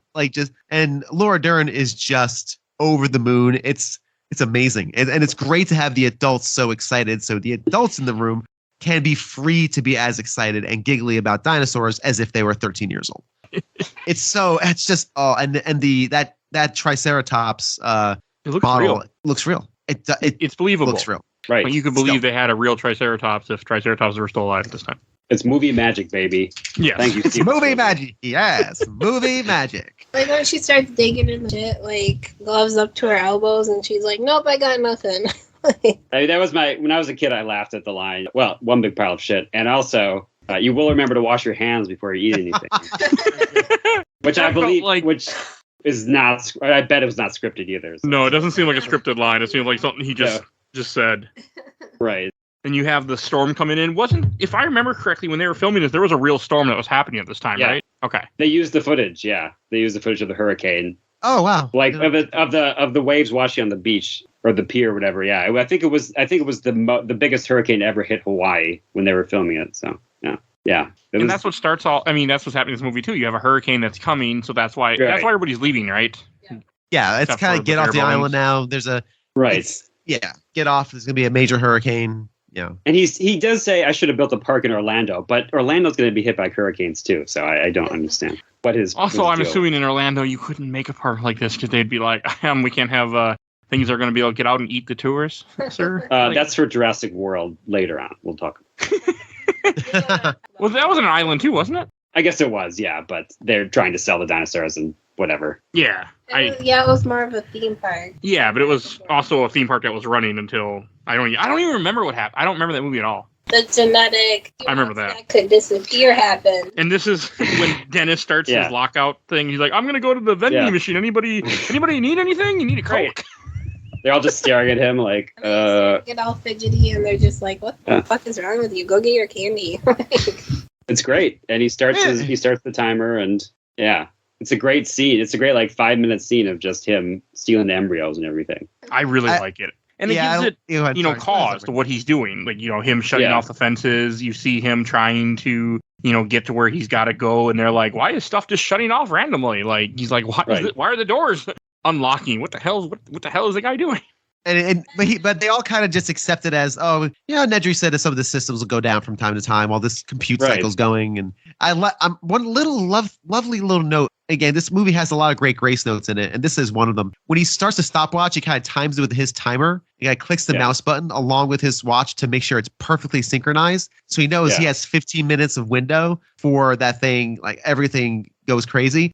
Again, that's a beautiful little note in this kind of movie we're seeing here. Yeah, it's a character. It's a little character quirk, and it's great. Even when you watch the number of times, you start to look for things you don't normally know. So I was looking at his desk, and his desk has a picture of Robert Oppenheimer, who invented the atomic bomb and stuff. It does. And it has all little trinkets and stuff on there, and so it's like whoever was designing Nedry's desk really got into the whole slobby computer guy aesthetic. Yeah, they do. I like it that you have candy bars. I was also paying attention to what you were doing. I saw candy bars on the ground before he pushes everything off, and he's like, ladies on the Yeah, like it's funny. It's just really good stuff, and it fit. I feel like it fits what Nidri is like, what he's going for in this. Like it fits that character well. Right. And a guy that is in debt, it kind of fits that. Like he could have been gambling debt or something like that, or divorce or something. It kind of fits into that style. Makes you think. Yeah, that's what I thought. I'm trying to remember what he was in the book. I think in the book he's supposed to be like a 20-something person. I mean, he definitely does not come off as 20-something in this movie, but no, I would say 30s, 40s. He's definitely a kid. He's definitely more of a kid in the book, and I forget what his problem was, other than he was just maybe greedy for money. But anyway, yeah, it's character backstory. If you're doing a character, you got to, even if you don't put it on screen, you can make up your own backstory to it. It helps you get in the mood for the character. Yeah. But yes, so he's going to steal the embryos, and the car is shut down. Yeah, the car is shut down right by the T-Rex paddock. Does he shut off the T-Rex fence, or is that when they turn off the power? Okay, he shut off the T-Rex fence because he's trying to get. Yeah, he's trying to get. From what I understand, he's trying to, because the gates are electrified and everything. Like he wants to get through them without. Like he wants to shut down all the systems that would enable him to get off the island as quickly as possible. Yeah. He doesn't know about the Velociraptor. Yes. Right. Entirely stupid, but leave the T-Rex because that's okay. Yeah, he's just making himself a path, get to where he needs to go. He doesn't want to just destroy the entire island and kill all of his coworkers. He just wants to get paid and go. So it's very, you've kind of, there's a point to all this, and somehow, some way, they decide to shut down the power. Things, when they shut down everything, that's when I think everything goes sideways, because not everything comes back up. And that's, I think, that's kind of like the inciting action for the balance of this, I think. Yeah, he doesn't shut down the system till later. I have in my notes when they shut down the systems. I think they're just still screwing around, trying to figure out how to get into his computer. I think it's more, he shuts down what he needs, but I think it's kind of it's supposed to be an unintended consequence. This park is maybe not designed the best, so like by shutting down these systems, all the other systems get shut down, including the fences. Yeah, and so it's like a failure of the park's design that they all are integrated into one. Yeah, and that one controls it all. The fences are shut. Well, yes, you have one IT guy, it's going to be a problem. So rules them all. No checks and balances here. I thought it was a good idea to piss that one guy off. Mm-hmm. One guy to rule them all. One desk. And no, never. And this is when you have another really, really good scene, the water vibrations, when you just see the cup of water that they filled earlier just start. I love that. I believe it was effective somebody doing guitar string or something, like right next to it. The movie magic is like somebody plucked guitar strings next to a cup of water and it does that. But that's in the movie. So what? Because the sound waves, So one of you can tell me, what is the T-Rex? What are the sounds they use to make the T-Rex roar? I feel like there's like an elephant in there or something, or I don't know offhand, but I feel like it's probably a mixture of sounds. When I first watched this, when my dog, she had been about 3, she heard the T-Rex roar, and 75-pound dog jumped into my lap. And I was like, what is going on? Are you okay? The T-Rex stopped. She got down and she just looked at me like, Mom, are we okay? What's going on? Yeah, she gets scared of it. I'm curious, like, what might have triggered that or scared her? Like, what kind of animals was in there? I think there's a dog in there, too. I just... And there was a dog in there. Yes, I just used the power to internet, and it basically, there's a Jack Russell Terrier and a baby elephant. So there we go. A Jack Russell, Michael. Our Pitbull was afraid of a Jack Russell. She's staring at us right now as we're talking about her. a petite Jack Russell Terrier named Buster. Our big Pitbull was afraid of an elephant and a jack. Yes, and I as a kid I didn't find this part cool, but as an adult I love it that the lawyer runs away. There's also a line earlier where Hammond's like calls him a blood-sucking lawyer, which as a guy who's dealt with lawyers, okay, I'll buy it. And we skip past that because that is like the sobering part of this movie where they all go back for lunch. Oh yeah, nice. After watching a bunch of raptors devour an entire cow in the space of 10 seconds. They all go to have their nice sea bass lunch, and they all look at him like he's insane. And this is the part where the movie is kind of coming down a bit. And let's now think about, you all had your fun. Audience, okay, listen. You listened to raptors destroy a cow. You saw the big brontosaurus. So yeah, we had a lot of fun so far. But now let's get down to brass tack. Is this really a good idea? And the audience, of course, is thinking, yes. This has been a great idea so far. And it's kind of like this sobering moment of, wait a minute, is this? And that's when he has that little blood-sucking lawyer line. It's an important scene. It seems like a throwaway when you like watch it. Like, I want to go back to the dinosaurs.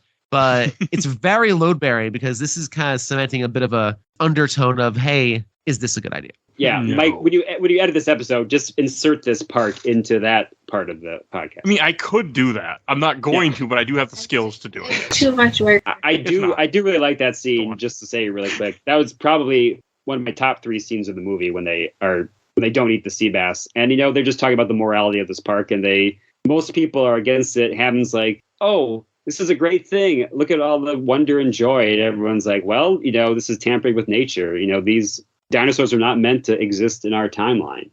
This So one you great. get the life finds a way.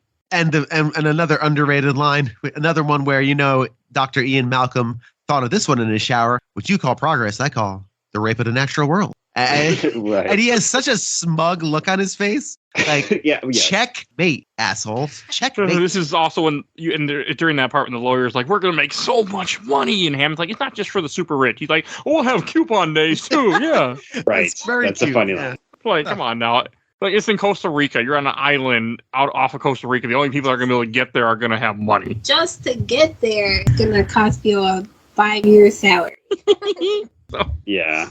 I do. It is a really good part, a really good world building. Right. Yeah. And again, lawyer being a lawyer, which as a kid, I didn't understand, but like also this and like Blade, I think are my early things of lawyers, because in Blade, was like, I think Blade 2, he's like, you're a lawyer. He's like, you're not a vampire. He's like, I'm a lawyer, so I'm not human. No, you're human. He says I'm a vampire, or I don't know. I'm screwing this up. Bill, yep, can you help me? Oh, no, I'm sorry. I was busy watching Jeff Goldblum in Death Wish. I totally just... That's okay. We can move It's a on. lawyer. It's a lawyer my joke. failed Lawyers- joke. I'm lawyers sorry. are I funny 'cause no. totally left you hanging, my man. I'm sorry. I'm When your the lawyer guest. runs away in this part, and I like how Jeff Goldblum's like, well, when you gotta go, you gotta go. And again, that feels like a line that wasn't in the script either. It might be. Yeah. It might be. I'd be interested to see how much of this was improv by Mr. Bloom, but But also, yeah, like, that's great. what do you? I mean, another thing about the lawyer in this part, he's wearing shorts, but he's also still wearing the suit jacket. It's a very funny costume design. Yeah. Again, the license to practice law is stitched into the lining of the jacket. I explained this already. Gotta be there. I actually know a lawyer I've had on the show a few times. Unfortunately, I want to ask him now. Who's that? You don't know him, but he's been on the show in a while. I'm sure they've heard all the jokes before. Oh, I know. I like. He's a I'm good guy. sure. But it's like just everything leading up to that. Like you have, Timmy getting the. Yes, Timmy, right? Yeah, Tim, Timmy. or Tim, Okay, Timmy, Tim yeah. getting the night vision goggles. Like, and the lawyer's like, are they heavy? Yeah, they must be expensive. Put 'em back. Like, just doesn't even care, just money. And then like all the lead up though, like we were saying, like the water, the goat arm being thrown over the, or whatever, the goat leg or whatever the hell it is, being thrown over the fence. That was a thigh. The fence being ripped apart because T-Rex realized that, oh, hey, electricity's off. I can leave. It's just such a good build up. Because this is when the movie, everything starts going to shit. Is it right at this part of the movie? Right. Yeah. It's a God, very scary scene. I think, looking back on it today, if you've seen it 30 times, you might not be scared. But I think looking at it from the eyes of somebody in 1993, I feel like it'd be very terrifying, especially if you're a kid, because this type of thing realistically hadn't We're been not Yes, shown. I was. I keep going. Yeah. Yeah, When the dinosaur just comes out. Yeah. just the mechanics of the pacing of this, again, I'll keep saying it, is just so masterfully done. The reveal, the dread, the fear, the tension, it's just all just sitting there. So even if you're not a kid and you're just watching it as a film goer, you have to just marvel at how beautifully this is just paced out and carefully orchestrated to generate maximum terror when T-Rex comes out of the paddock and just starts sniffing around. Just doing as dinosaurs do, though. It's interesting because in this movie, I always think about it when I see this. Is this movie turning dinosaurs into monsters? Or is it treating them as animals just acting naturally? And I kind of waffle on this. And this last viewing, which I'll be honest was a skim view, because I've seen this 40 times. I did not need to see this 41. I didn't have time. I did. Oh, well, listen, I will see it again. But I not to get into personal things, I have a sinus infection. I'm not feeling great. I was like, it's a late night. I'm like, I don't need to I can skim this from Mr. Mike Albertin. I've seen this 40 times. And I thought, I'm like, I skew slightly to the animal side because I like this movie a lot, but I can definitely understand the argument where people would say, yeah, it just turns dinosaurs into monsters. However, we don't know what dinosaurs really like, so maybe they were monsters. Maybe they were exactly this. I think this is a good example of kind of this introduction to T-Rex as, yes, this antagonistic animal, like that's what this is. He's the villain and then the hero at the end, of course. But he has the best arc in this movie, by the way. T-Rex. The best arc from villain to hero. It's fantastic. But I don't know. What's your take on it, Pete? Because do you see the T-Rex as movie monster or animal in a unnatural habitat, just acting as it would? When I was young, I was seeing them as monsters, and I think the intention of Spielberg is to give you a thrilling thing, like you have to defeat the monster. So I think in one sense it was intended to be a monster. However, getting older and you realize how animals act, like they're just hungry all the time and they're trying to fight for survival because they're not like humans. They can't just get food from a supermarket. I think depending on the year, we can't either. Right. I think it's easier to see them as animals. Yeah. And they kind of do that with the Brachiosaurus later when they think of he's a Vegisaurus. Think of it as or what does Tim say? They're not meat eaters. Some animals are herbivores and some are omnivores, carnivores, whatever. I think it's the only movie of the series that kind of tries to do it that way. It kind of shows them as animals, and I think it does that a little bit. Oh, you're right, because in the new movies, right. They're just monsters. They're just monsters. That's all they are, just bloodthirsty monsters. Unless Chris Pratt, I don't know, does the training right. thing with a bunch of raptors, to which my sister, who actually knows how to do those things, like seals, lost when the first one of the new ones, Jurassic Park World or whatever it was, Jurassic World, when that came out, my sister was very upset at the raptor training thing when he's like teaching him how to like duck down. I think she took to Facebook, and my brother-in-law, who listens to this show religiously, he will correct me on this if I'm wrong, but she went on Facebook and was like, "This is not how this works. That's not how you train an animal. And you can't." She went on a whole diatribe because that's kind of her job that's about cool, this. Though. Yeah, she put like together this meme of her, like this zookeeper meme of her doing that with a couple like cougars or something. I put on like Instagram of her doing the Chris Pratt. It was very, very funny. Anyway, I do take them as, to answer your question, I do take them as animals too. Like I think as a kid I would have been the same boat, monsters, but I see them as animals because that's all animals are. I mean, especially predators. I mean, they're in a unique environment. They don't really know, and here's prey. They're going to eat. Yeah. So it makes sense. Especially with things that shouldn't be around at this time. And again, this is an action movie, a thrilling action movie, built off of a Michael Crichton novel. The first thing the dinosaur can't do is sniff around the cars and then take a giant dump and take a nap. No, the dinosaur needs to eat a thing because we have a movie here. Let's get going. Let's do the fun stuff now. We want to see we want to see people get eaten, preferably the lawyer. Perfect. And the fat guy. This is what we want. Yeah, pretty much. Perfect. Poor Nedry. He deserved better. He did deserve better. Unfortunately, that's the way the movie going public is. Well, he asked for it though in that part at least. I'm gonna run you over when I come back down. No, you're not. Come on, stupid, get the stick. I love that. It looks at the stick like, what am I supposed to do with that? I can't eat that, but I can eat you. God, I love Dilophosaurus. They're so cool looking in this. I did not say accurate. Right. They did not have that. Or they didn't have the spitting ability, at least. Oh, that's a fake thing that they made up. So you ruined it. 30 years. This movie's terrible in the box. I know you thought there really was a spitting dinosaur.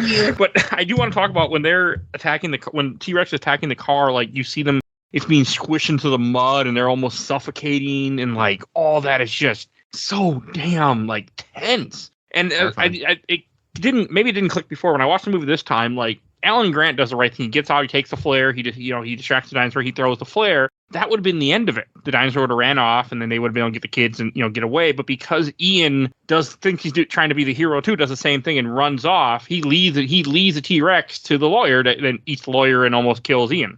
Which makes sense for the character because Ian does say that he has kids. So that's a paternal instinct because he says, get the kids. So he's thinking as like a dad, okay, Alan, you get the kids. I'm going to get this dinosaur off our back. And if I get smushed, I get smushed. But save the kids. He doesn't know anything about dinosaurs. He knows chaos theory. He knows dripping water on the palms of scientists he's attracted to. He doesn't know anything about dinosaurs. So it's very in character. Because I remember when I saw this as younger, like, well, what are you doing, Jeff Goldblum? Why are you doing this? Why are you ruining everything? And then like watch it recently. It's like, oh, he's just protecting the kids. That's what he would do. And it's a very good character beat. Very noble. Exactly. Yeah, it does make a lot more sense. You think about it as now that that he's a father, so that's why he's doing that. But I also never put it together that like if he just wouldn't have done that, this whole scene wouldn't have happened. Well, yeah, it's called dramatic tension. You gotta, No, I know. have conflict. I know.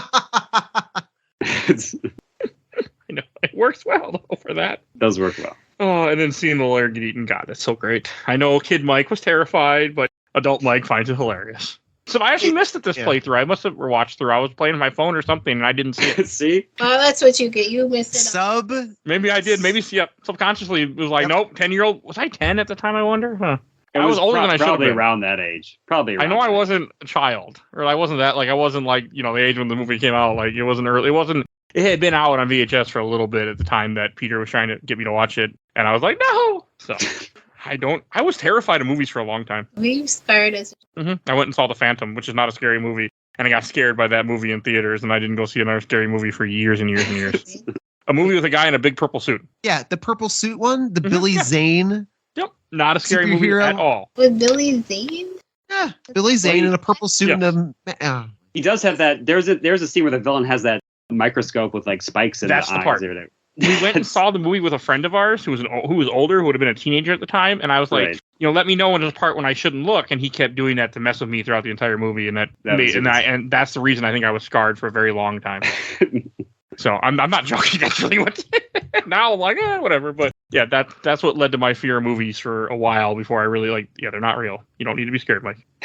So yeah. How'd I marry you again? Yeah, the guy that doesn't like horror movies, and yeah, I got nothing. Hey. I made you laugh. That's what I got. Sure. So this is then you have the car gets pushed over, and this is also all this stuff is such a good scene with that, like with them, it falls down the tree, and then you have them trying to, get Tim out of the tree and everything like that. It's so damn good.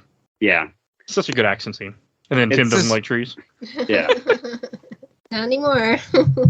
I like trees. Well, you weren't stuck in the last one. And all this is good character. Yeah. Oh, go ahead. Sorry. I was gonna say there are good lines. It keeps up the humor throughout, which is good after a terrifying scene. It's good to have something funny.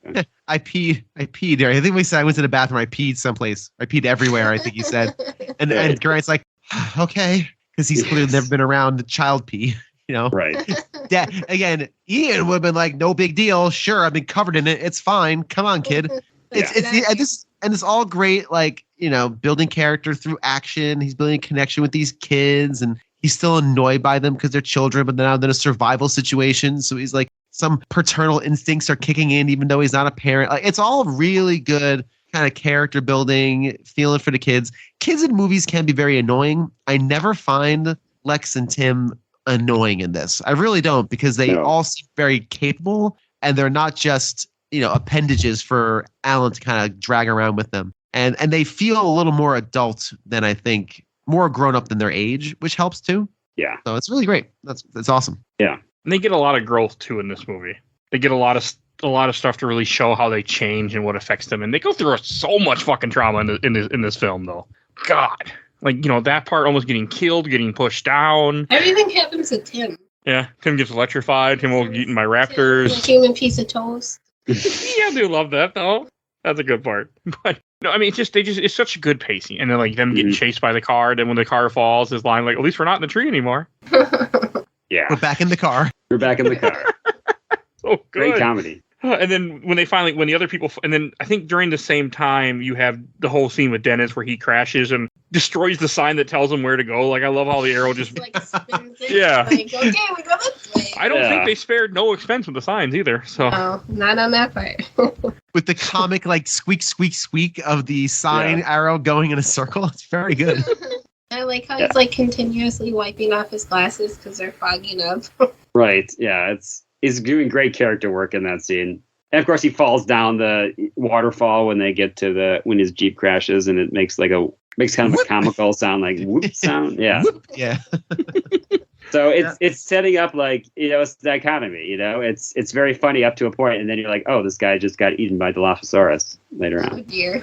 But they do a good job of making you, see him as a villain for this little part where, he's telling him he's going to run him over, and no, I was rooting for him the whole time. I'm like, he's going to find it, he's going to get those samples, and then he's going to be okay. Oh no, there's Dinosaur, he's dead. I think it's funny how the samples don't matter. because in all honesty, the samples, in this part they fall, you covered in mud, and they're only spoken of in the Jurassic Park, the video game made by Telltale for 360, is the only time that storyline is ever examined on, and all the stuff with Jurassic Park at least that I'm aware of. In Jurassic World Dominion, they make reference to the Barbasol can very, very briefly, but they do mention it. But it doesn't really matter. It doesn't really matter to the plot, And because those embryos are going to be gone in 36 hours anyway, because that's the amount of coolant was in there. They're useless in a day and a half anyway. So yeah. It's fan service in the new movie. It's like, remember this thing? Well, the new movies are nothing but fan service, right? I mean, exactly. I only saw the first Jurassic World and decided rather emphatically I do not need to see anything else with that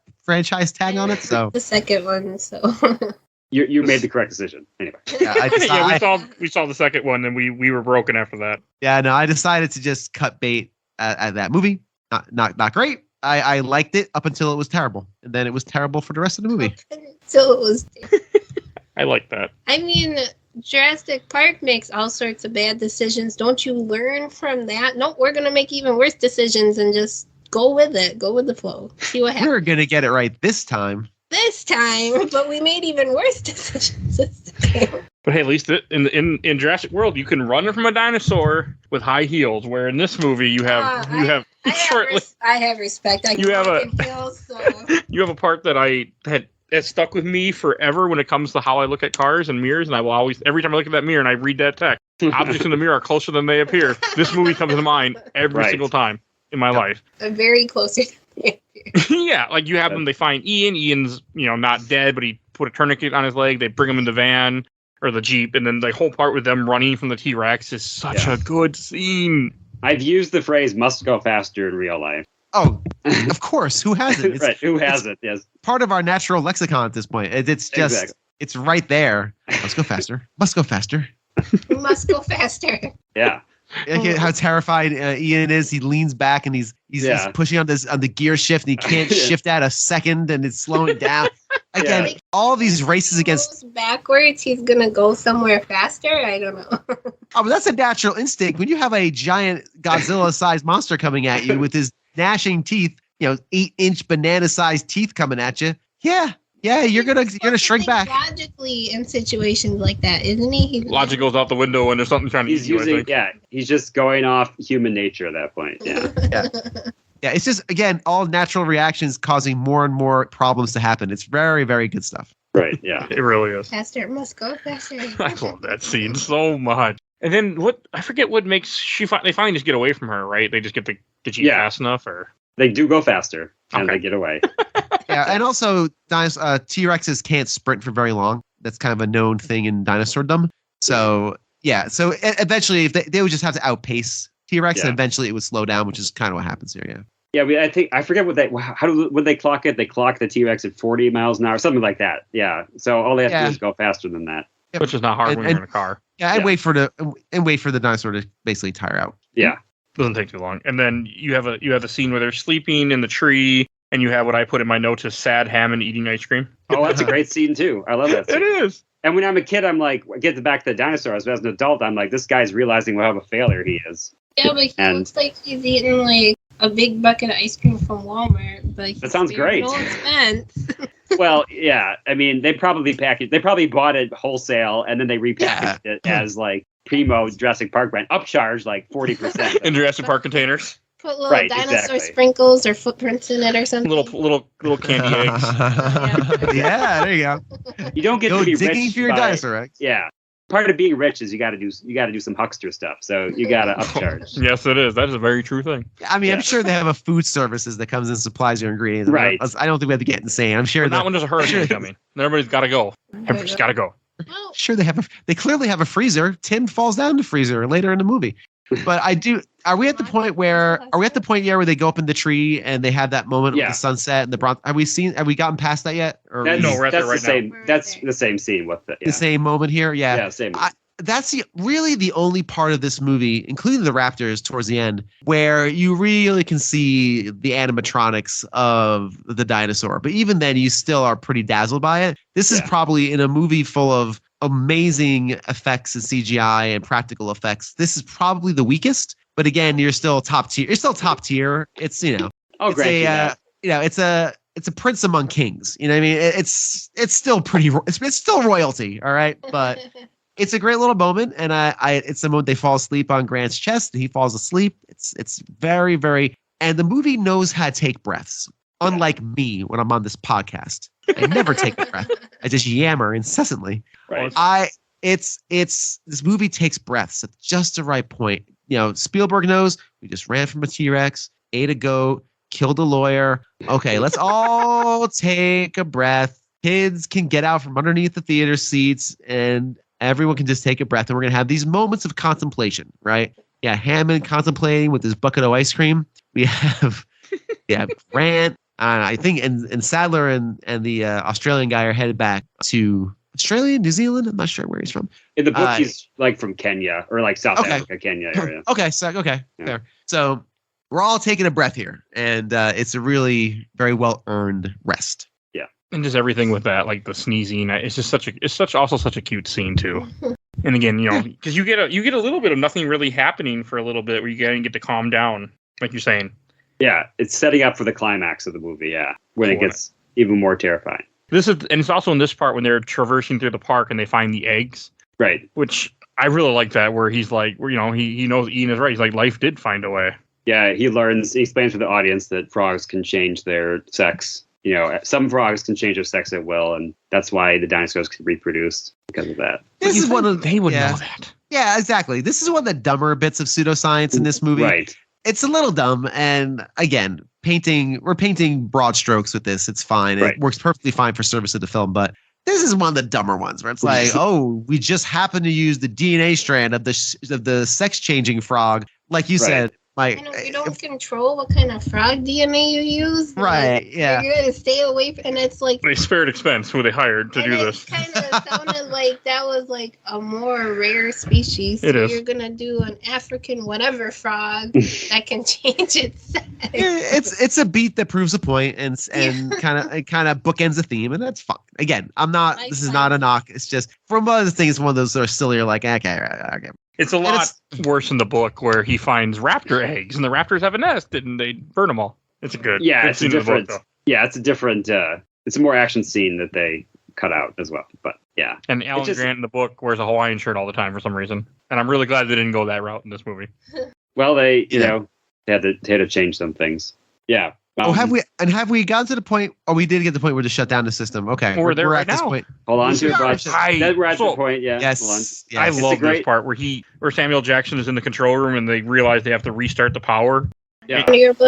And I said that when I worked at Burger King, and I remember one night when I was shutting down, I had to hit the breakers to shut off the power, and I'm like, hold on to your butts, and I went and hit the button, and someone just looked at me like, what the fuck? And I'm like, come on, people. I love this scene too. It's a you know, in addition to the iconic lines, like it's like lit very well. It's like lit in blue light, and it's just very dramatic looking. And I feel like a modern movie would not have that color palette. I just think there's something about Spielberg's filmmaking here that makes it stand out. It's just, they're just like resetting the breakers, like you said, but it's pretty dramatic. Yeah, the lighting in this movie is exquisite. I mean, everything that's, you know, bathed in darkness and the power is out. You still have all these great light sources coming in at very dramatic angles. And like, it's a perfect example of this kind of blue light. Very dramatic. And yeah, it's just, again, it's a film. It's to say Steven Spielberg did a good job of directing a movie. Come on now. Of course it did. Steven Spielberg. But to your point, it serves this movie very well in that, again, we have these great dramatic tones, and they take the time to really make sure that works in a movie that could just be a monster fest with dinosaurs. They're still taking the time to really craft these scenes properly and build that tension. Yeah. Because all he's really doing is turn it on a computer, to be honest. Right. There's no tension in that.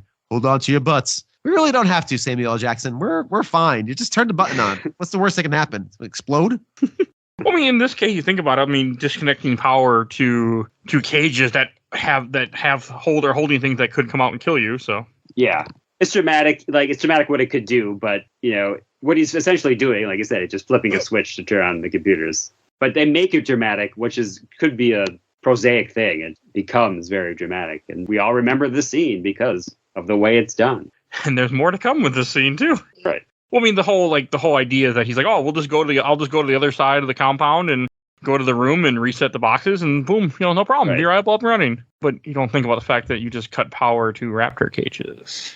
Raptors are smart. Exactly. Yes. And then you have, in between this, you also have the stampede that happens. And that's another good scene where you get to see, them almost get run over. The Alan Grant and the kids almost get run over by the dinosaurs. And then the T-Rex shows up and starts eating them. Migrating this way. It's so good. They're migrating just like birds. Oh, they're migrating. And he's like, we gotta go. But he has the right amount of fear. Because, again, he almost got killed by a dinosaur. Yeah, exactly. Where he's not in awe, like Alan Grant's in awe. Like, look at them. And he's like, they're going to kill us. Right. Purposely trying to kill them. No, but if something that weighs more than you and it's like the size of a car running towards you is not going to, it's going to ignore you. Yeah, there's a tramplin's about to happen if they don't amscray. So they do the right thing and they don't stick around. I think you also realize that the way they turn direction, that they're running from something. Yeah. And so he was like, okay, so we better start running from whatever they are running from. Yeah. And this is the part where you have then. Well, I was also wondering, why didn't Muldoon go with Arnold in the first place? They just let him go by himself. They probably just figured it was a road thing, and they may not have known that the raptor fences were out. But I guess if they shut down the system, now everything's out around the park. Yeah. The natural inclination would be, the raptors are out. But he probably figured, I'm just going to run across the compound 3 minutes. Give me 5 minutes. I'll have these up and running. I'll be right back. Don't wait up for me, And I do love it when because they never also say how long it takes him before he shows. You just have the part where Ellie's like, okay, I'm going to go with Muldoon. And Hammond's like, well, you shouldn't because and you're a... God, I love that. She's like, we can debate the sexism when we get back. Yeah. Right. Well, then they don't notice until Dr. Sattler and Muldoon see the fences. They don't realize anything's broken out until they see like the hole in the fence. So then they're like, oh, shit. I guess if they would have, you could probably hear electricity coursing through the wires, and all of a sudden you don't hear it anymore. And like they said, they were testing the fences, so like looking for weaknesses. Like they would shock themselves and then go away and then shock themselves again in another part of it. So they knew enough to know that when the electricity was down or whatever. And they knew enough to know that was a barrier and just constantly check it. And I think Muldoon at that moment, when he realized that raptors are out, he knows he's doomed. He knows he's just screwed. He's like, we're done. We're screwed. There's no way. Right. But we're going to press on anyway because I'm an adventurer from Kenya. So here we go. He's going to use I always love that gun when I was always unfolding the stock of the gun. Yes. Rad. I didn't know what it was for. I was just like, that's a gun unlike anything I've seen. I guess it's just a stock to, brace yourself when you shoot it, but still. Yeah, because it's a powerful shotgun, I'm assuming. Yeah. The click, click, click of that stock locking into place is embedded in my brain. It is so cool. Yeah, I agree with you. Yeah. And then, of course, I don't know if we're jumping ahead, but, it's fine. It's all around the same part. Clever girl. He knew he was bested, but he had to give the animal credit at the very end. Yep. Yeah. It's so good because he falls for the trap. He's aiming at it, and all of a sudden he realizes it was a trap, and it's right next to him. Yeah. Hey, if I meet my end in a thrilling manner, I hope I have presence of mind to do one more snappy line. Just one more, Bill. Just get one more out of you before I get, attacked by ninjas or something. Like that'd be fantastic. Just want to have the presence of mind to do that. Just one. Your final words are the best words you could think of. Yes, the most badass words. I don't want my final words to be, oh, that would be, I don't want that to be my legacy. We'll change it for history. We'll think of something. It'll go down in the podcaster's history of Gamer Looks at 40. His demise when he died. He said, "Clever girl," as he got ran over by a car. How's that sound? Fantastic. Yeah, okay. I'll think of the catchphrase first. I'll work on that in the shower, like all these other. Practice in front of the mirror, and then that way you're prepared when that moment comes. Yep. You just got to get the camera on you. Me will just be like, bitch. And like I love how they also like have the you have Ellie gets inside the place. She gets to where the breakers are. She's trying to turn on the fence. At the same time, you have them climbing over the fence. And as they start it, it's when it turns on, when they're like midway up there. And then Timmy just freezes, which also makes sense because he just had so much trauma happen to him. So it completely makes sense that he's, not okay and freezes up and he's a child. Yeah, but this is perfect. This is all behavior that would naturally happen. Right.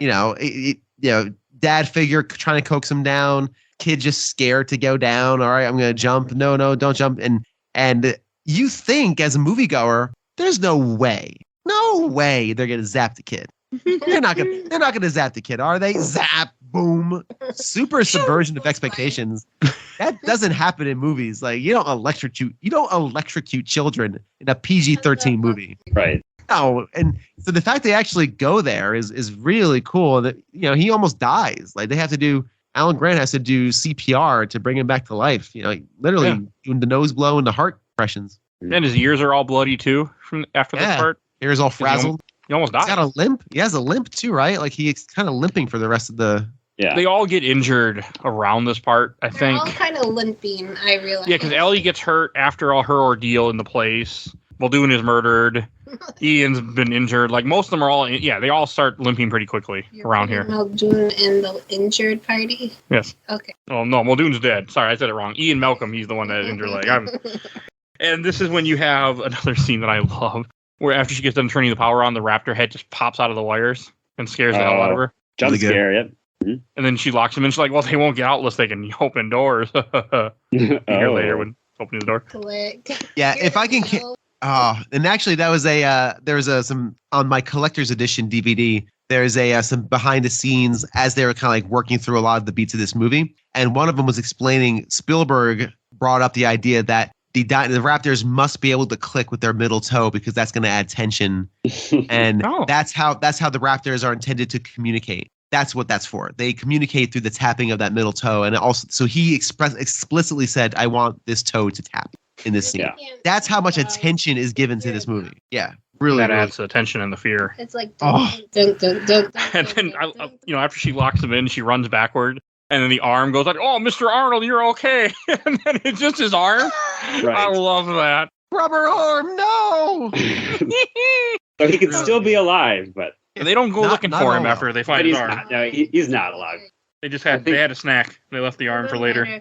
Right, yeah. But that also might have raised it from a PG-13 to an R. That might be why they just find an arm. I bet you that's why they find an arm and not a head. Not like, Mr. Arnold. It's a funny bit that turns into a horrifying bit on a dime, which it tends to happen. Because she moves and then she realizes she moved in a circle. Right. Oh, I didn't pick up on that till this watching, where like she backs up and then she turns and realizes the arm's still on her. And then she looks at the arm. Right. Yeah. Like, wait a second, how'd you move like that? Well, when it's detached, she moves a lot easier. And then you have her running, making it to the visitor center. You have the other group had made it there where the two kids are eating, and that's such a just see them eating all this fancy food, and they're just filling up their mouths, which makes sense. I don't know how long that food's been there, like a while, a day. I'm sure It's they don't Jell-O. care, but they'll throw up later. It's okay. It seems to be like cake and Jell-O, which you can leave that out for a bit; it'll be fine. Yeah, I mean that's what I mean. Look good though. And your children, they're basically goats. They'll eat it. Right, Sugar, exactly. they'll eat it. Come on, they don't goats will care eat about cups. age. Yeah, but the Jell-O should have been melted, no? Jello doesn't melt. Yes, it does. It does? Yes, it does. How do you think it starts out? I don't make Jello. Okay. I don't eat Jello. I know this. Never mind. I know why you know this. I don't want to know. We'll leave it there. I know because my people who are thick in liquids can't have it because it melts and then it's a thin liquid. Oh, okay. That's better than I thought you were going to go Okay. with. There you go. So we'll go with that. All right. I guess Jello went that movie. They had air conditioning on. How about that? Okay, Huh? we'll go with that. Okay. Except there's no power, so that wouldn't work. I got nothing. But it's a good little scene of watching them eat the food. You have Ellie and Alan Grant being reunited, and for some reason she jumps in his arm and I think kisses him or hugs him. And I'm like, oh, well, you're being chased. Now's not the time to kiss. Like maybe we should get into safety then kiss. Not like, oh, it's so great to see you. I gotta go. Let's run. And then this is, I think, one of the best scenes. Like when you have them eating and the girl's looking behind him, all of a sudden she just kind of freezes because she sees the raptor head in the silhouette of it. While I think Timmy's just stuffing his face or he's talking or something. That's just another more tension. And the fact that the Jell-O is shaking on her spoon is because she's terrified. And she's just shaking in terror. That's why the Jell-O is still awake, because we need that to show her terror. It's so good. That would work. Right. It would be, because you're probably right, Tiff. It would be liquefied and back to its natural state of non-Jell-O. Movies like that, okay? That's just how I am. No, it's fine. I know. Listen, please, you're talking to me. But so when I first saw the Jell-O shake, I thought they were doing T-Rex. I watched the movie a million times. I knew it wasn't the T-Rex, but it reminded me of the water, because it was subtle. Yeah. And then her arms started to shake. I was like, oh, yeah, that's right. It's called Terrified. Raptors. I mean, I think the Raptors are more terrifying than the T-Rex. So. Oh, they're more agile and fast. You can outrun a T-Rex. And high heels, apparently. So to make that joke again. But this is also one of the best scenes of the movie. Is you have the kids run in the kitchen. You have the Raptors follow them in the kitchen. It's just so well done. Everything with all the tension of them hiding, them sneaking around. The tap, tap, tap, tap of the raptor communicating. I love it all. It's so good. When they run into the reflection. I love that where she fakes it. She's like, she's trying to pull down the door and then just runs to the I don't wall. think she purposely did it. They just ran into the reflection. There are animals after all. Yeah, I think she purposely did it, didn't she? No. And also even like when they're sneaking around and are solid snaking around the kitchen trying to avoid the vision cones, they even when they like back up against the walls of those cabinets because they're thin, they're thin for a kitchen. They make that whoa whoa whoa. They make a whoa sound. Like all of that sound design is so intentional and good. And a very very quick aside. I promise this is really a quick aside. One of the greatest things about having kids when they're really, really little is that they can't open doors. So the best way you can do, you can fool a 1-year-old very easily by just closing the door. They're baffled by it. They don't understand how to do it. The first time I did that with my son, and I was on the other side of the door, and I saw that door handle go down, and realized he had learned how to open doors. I thought of this movie immediately. I thought, oh my God, this is like the raptor opening the doors in Jurassic Park. Get over my tongue. No, this is my only line of defense against you. This is my only legal line of defense against you. You close a door, and you have now thwarted me. I can't lock this. That's not legal. You could fall down a thing. It's the end. It is. So it was the end of security. I literally thought this movie and the raptor opening the door. That's awesome. Yeah. The reason I love having you on the show. I was like that. Like when they lock them in the freezer, and that's also so good. And those freezer doors, they're really hard to open too. You don't want to get locked in one. Nope. I should know. I worked at a place. I was very careful when I went inside the freezer not to get locked in the freezer. Because you remember the movie, you're like, I remember that movie. They never get that raptor out of there. No, they don't. But I think in also modern freezers, there's actually a doorknob on the other side of the freezer, so you can open it from the inside. But it's a button that you have to push. So yeah, they haven't learned that yet. No, they haven't learned that yet. But they can't press. I don't think the freezer in this one has. If you look, I think it just locks. It doesn't have that like a freezer would, like in a fast food place, because they don't want someone to get locked in and freeze to death. Also, no window in the freezers I worked at. It was inside the cooler. So if you got locked in the freezer, they're never finding your ass. So dangerous. Why do they do that? That's why there's a button on the inside to unlock it. No, not for years. I don't know. I got nothing. So, and then this is when you have them all run to the control room. And this is when she makes the comment saying, I can't, can they move doorknobs? And this is when you see them turn the doorknob. And there's a small part where Ellie and Alan Grant are holding the door closed, and he's like, get the shotgun. And I'm looking at myself like, just tell Timmy to bring you the gun. Timmy's just sitting there watching her. Come on, you can do it, sister. He's like, he ain't doing anything. He's just cheering her on. He is comically hopping up and down with his hands in the air because he literally has nothing else to do in this scene. It is very silly, and I picked up on it as well. Everyone's doing something. Everyone's preventing a raptor or trying to lock the doors. He's just going, that's all he's just dancing in the middle of listen, Timmy, I know your brains are scrambled from electricity, but come on now. You can do more than that. Yeah, you could have kicked it a shotgun, right? Just kick it over to her. Yeah, Timmy, get the shotgun. The computer system, the way they visualize it, instead of it being what it would have been like kind of matrix code, I'm assuming at this time. This is a Unix system. This is a Unix system. I know this. No, they probably would have run this on Unix, actually. This is a theme park. Okay. Yeah. There is an actual file system that's like that. Oh, okay. I thought that was just made just for the movie to make it more easier for the audience. Yeah, that would be probably a fair assumption to make. But apparently there was a short-lived system like that was a Unix That's system. Cool. All right, this movie just went up a few notches in my head. Oh, Lord, here we go. No, I'm impressed. I really thought they just didn't want to do the code, get the code in the stupid here, type in door / enter. Oh, they probably picked it. They were like, this is boring if we don't have it. And they were like, well, thankfully we have a computer system that does it visually like this. So they probably were searching for one that did it and picked this real one that has it like that. So yeah, this movie is constantly thinking of me. It's thinking of its audience. It really is. It's thinking of what does the audience need to get the most bang out of this scene? And have this tension of, the computer whiz trying to find the file, which is, by the way, the most tense file finding moment in the history of cinema, I'm sure. I don't know if there's many, but this has to be it. You have all these sources, and it's really just two sources of, everything in this movie is a ticking timer, right? Natural or unnatural. And, the dinosaur, at some point, the Velociraptor is going to win, even though at the end it just crashes through anyway. Well, I think that they shoot the window too, which I wouldn't shoot the window just because of my weekend. I think the dinosaur crashes through. After they shoot it 3 times, they go up, then it crashes through. But they shoot it once. All I know is right after this part, she locks the door. He makes the phone call. He's like, "The phones are working, Hammond." And at the same time, that's when the dinosaur, they start shooting, breaks through the window, and he's like, "Ah!" screaming over the phone. It's like, Grunt!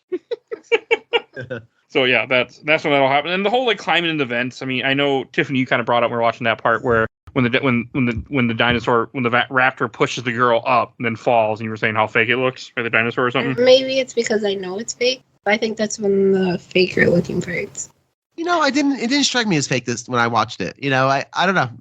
Maybe yeah. I do know that scene that it was a real stunt, but they grafted her face onto a stunt woman's Yes, face. so they did a stunt double and they put her face on it. Oh, really? Yeah, so maybe that's why I can. Oh, that makes sense because the raptor didn't. So at the stunt. I think only fake. Yeah. Only if you knew it. Only if you knew that you would look for it. But if you didn't know that, look for it, but to me now that I know it, I can be like, yeah, it looks. I gotta watch it again tonight. I'm gonna watch it again. I never knew that. Huh? It looks better than Blade dancing around in Blade 2 when he's doing all the flips. The CGI holds up better. Yeah. Listen, I'm always gonna make fun of that part. Industrial Light and Magic didn't do. Yeah. Like some of the movies of the same time frame, the CGI is so bad. In this movie, they spared no expense. Oh, okay. That's what I got. Well, He's like- I'm gonna look at that. Yeah, that's interesting. Huh? Okay. yeah. And I guess I didn't notice it because I was watching this on my 480p DVD that was up-res. I probably just didn't notice it. I'm gonna look for it again. That's cool. All right. And then when they come out of the vent, they come out on the bones. They're just climbing on the bone structure. I'm not sure where they're going, to be honest. Like, what is your plan in this case? But I guess it's just escape. It's run. It just get out of here. Wherever here is, leave. That's like as far away from here as possible. Yeah, that's fine. I really like it. I like them climbing on the bones, and the bones all just start falling apart. And in the end, they all fall down. They all end up on the ground, and the raptors just surround them. It's like lunchtime. Mm-hmm. And then you have one of the best freaking endings of any movie where I think T-Rex just runs in, grabs one of the raptors right when it's in mid-jump, and then I think the music starts again. It's so fucking good. And the banner falls, and when dinosaurs rule the earth. Right. So ironic. Although they did steal that ending for the movie Green Book. I mean, if you've ever seen that, that's how it ends as well. The dinosaur eats a guy and then a banner falls? That was a joke. That was okay. That was an attempt at a joke. That's all right. I wasn't sure if you're actually serious. Like, I never heard of Green Book. No.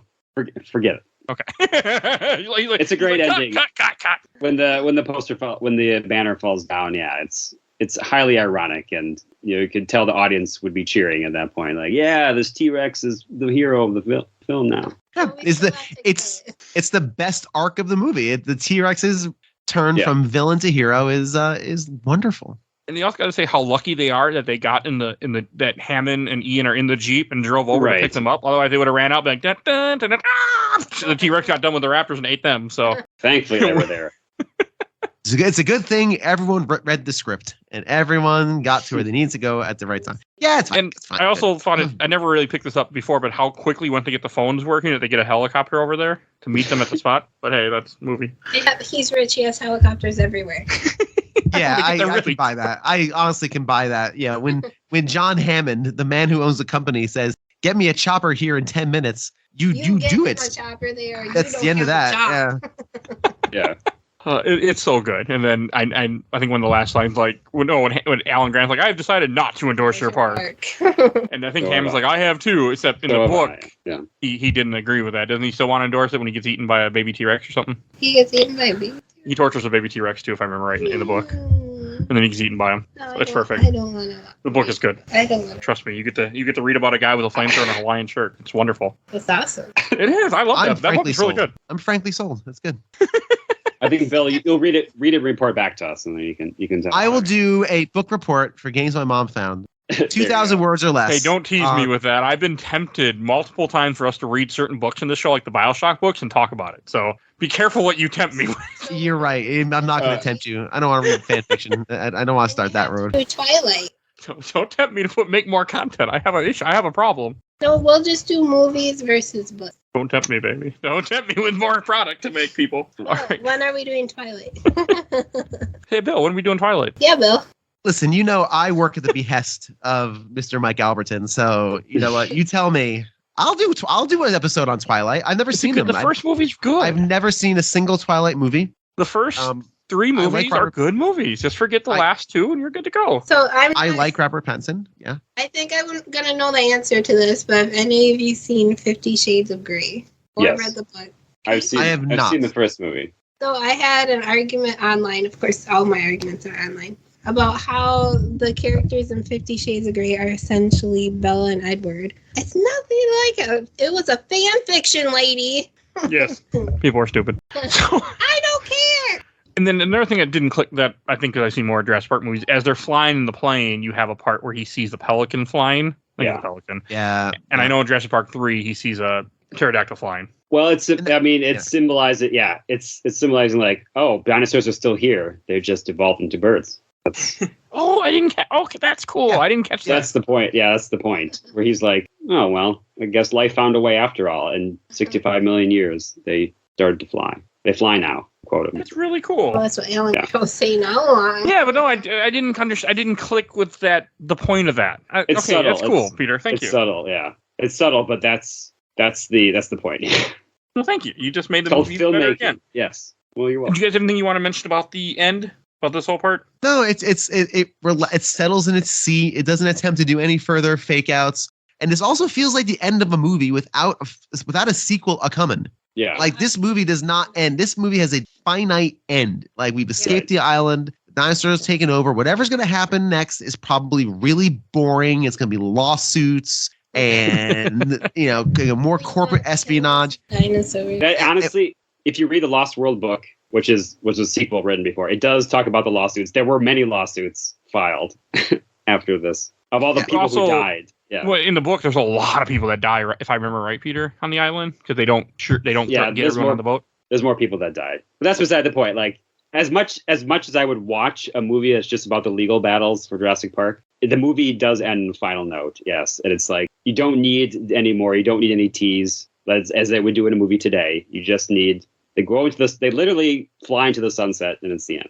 So you're telling me you wanted a movie about trade negotiations and taxes? Yes.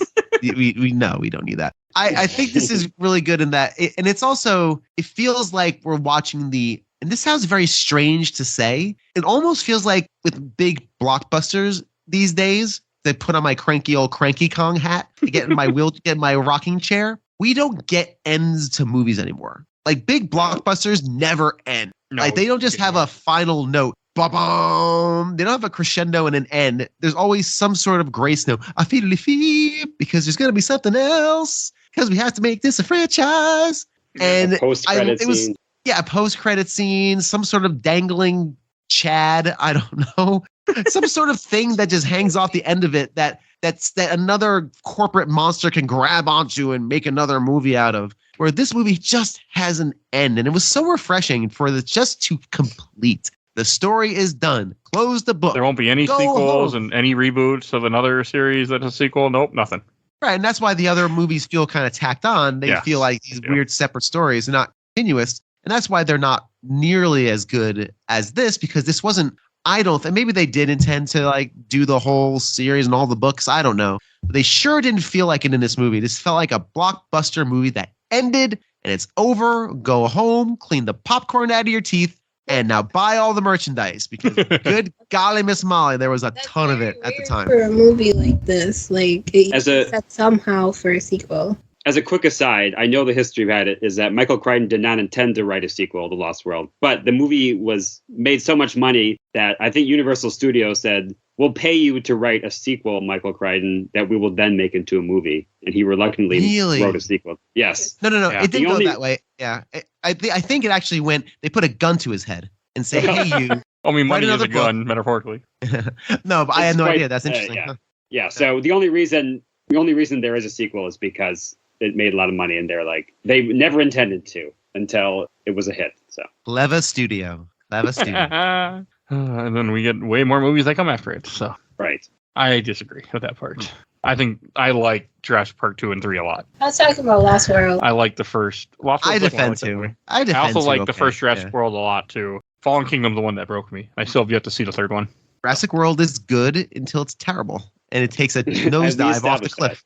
Yes, as we've established. I need to see the third one someday, but I just haven't gotten around to it. I don't like the second. That's what made me not see the third one yet. So, all right, that brings us to our last segment, Shelf Stacker Box. And I'll go first. I'm going to put this on the shelf. I love this movie. Besides 10-year-old Mike being terrified of this movie, every other version of Mike has really enjoyed this film. And it's going on the shelf. And I wanted to, and since it was our 50th numbered film episode, because the way I do my numbers is odd, I wanted to be something special. So I'm so happy we got to watch Jurassic Park, going on the shelf, and I love it. What about you, Tiffany? It's definitely going on the shelf. It's a fond memory with me and my dad, and even though my husband wouldn't take me to theaters to see it, I watch it over and over again.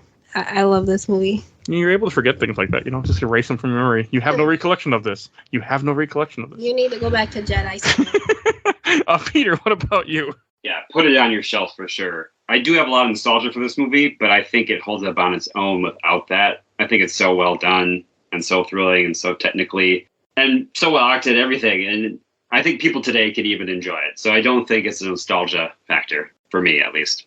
I'll watch it again someday. I will too. And you, Bill? Yeah, this is a go on the shelf for me as well. I think we've run the table on this. This is absolutely a shelf. I mean, this is we all said it throughout the movie or throughout the podcast. This is landmark style cinema. It aims for a certain spot and hits it dead center. It's not trying to create complex characters. It's not trying to, really dense story. It's just trying to give you a really good, emotionally centered action movie. And it completely nails it in nearly every stroke. It's wonderful, and I look forward to seeing this with my son. I really am. I'm looking forward to the day where Dad and Bill. Geez, I'm looking forward to the day when Will and Dad can sit down on the couch and watch Jurassic Park. This and Ghostbusters are the two I'm really looking forward to introducing him to. So yeah. What age will he be able to see Jurassic Park? It's gonna be about temperament, honestly. Basically, the age where he won't wake up in the middle of the night screaming that he's on the toilet and being eaten by a monster. That's the age when I can almost guarantee that's not going to happen. That's when he'll see it. So that could be 2 years, 4 years. I don't know. Next week, likely not next week. Yeah, that's kind of where I'm at. That he won't refuse to use the toilet. Yeah, that's the other side of it too. No, I'm gonna poop in the. Dinosaur's gonna kill me. I'm gonna poop in the bathtub. No, won't. Just a movie. All right. And Bill, I just want to point out that unlike the movies when we covered The Thing, we spent more time talking about this movie than we did Blade Trinity. So we accomplished something. Thank the maker, because we can't let that happen again. Look. That was great. Either cut that whole show in half and let us get out of here quicker, or we need to dine out things more. And Peter, where can people find you at? You can look at my book, The Fifth Civilization. It's a sci-fi book. Sci-fi adventure. It's part of a trilogy. Check that out on Amazon. You can get it through Kindle or a physical copy. You can ship it to Canada. And Bill, where can people find you at? You can find me on a charming little podcast entitled A Gamer Looks at 40, telling stories about people's experiences with video games, mostly retro, for the most part retro. And Mr. Mike Albertin's been on a bunch, sharing stories of how games have impacted his life and just fun stories about his experiences with them and big old collections of stories. So if that terrible description entices you, go by A Gamer Looks at 40 on Twitter. That's where I'm mostly active on social media. Then you can find all the things there. Just do what you do with other podcasts. It's fine. It's all easy. It's easy to do. You see a link in every single episode of the show I publish. Every single episode, and he mentions it, and I do appreciate every time I hear it, it gives me a little smile, and I appreciate it. Thank you. And if you enjoyed this episode, we have over 400 other episodes you go check out. You can find our giant catalog on Podbean. If you can't find what you're looking for on Spotify or iTunes, we cover movies, comics, TV shows, games, whatever I can convince people to talk with me about. So check out our giant catalog. Check out these lovely gentlemen's websites. You'll see links in the show notes. Also want to give a shout out to my awesome intro and outro, courtesy of Helena at Hell Hatsphere. You can follow her on TikTok. You'll see a link in the show note. And if you want to support the show, we do a Patreon. For as little as $1, you can vote in our Patreon polls. You'll see a link in the show notes for that. We have a poll every month. I don't know what the poll is for this month because this comes out in February. I have that written yet, so go check that out. And we do have a Discord. If you want to join, you can chat with us. You'll see a link in the show notes for Discord. And please follow us on Facebook, Instagram, Twitter, and on YouTube. Audio only, but we are on YouTube. If you like to get your podcast that way, like some people do, definitely go check us out. And we will see you guys all next time. Bye, everybody. Bye. Bye. Roar! Hold on to your butts.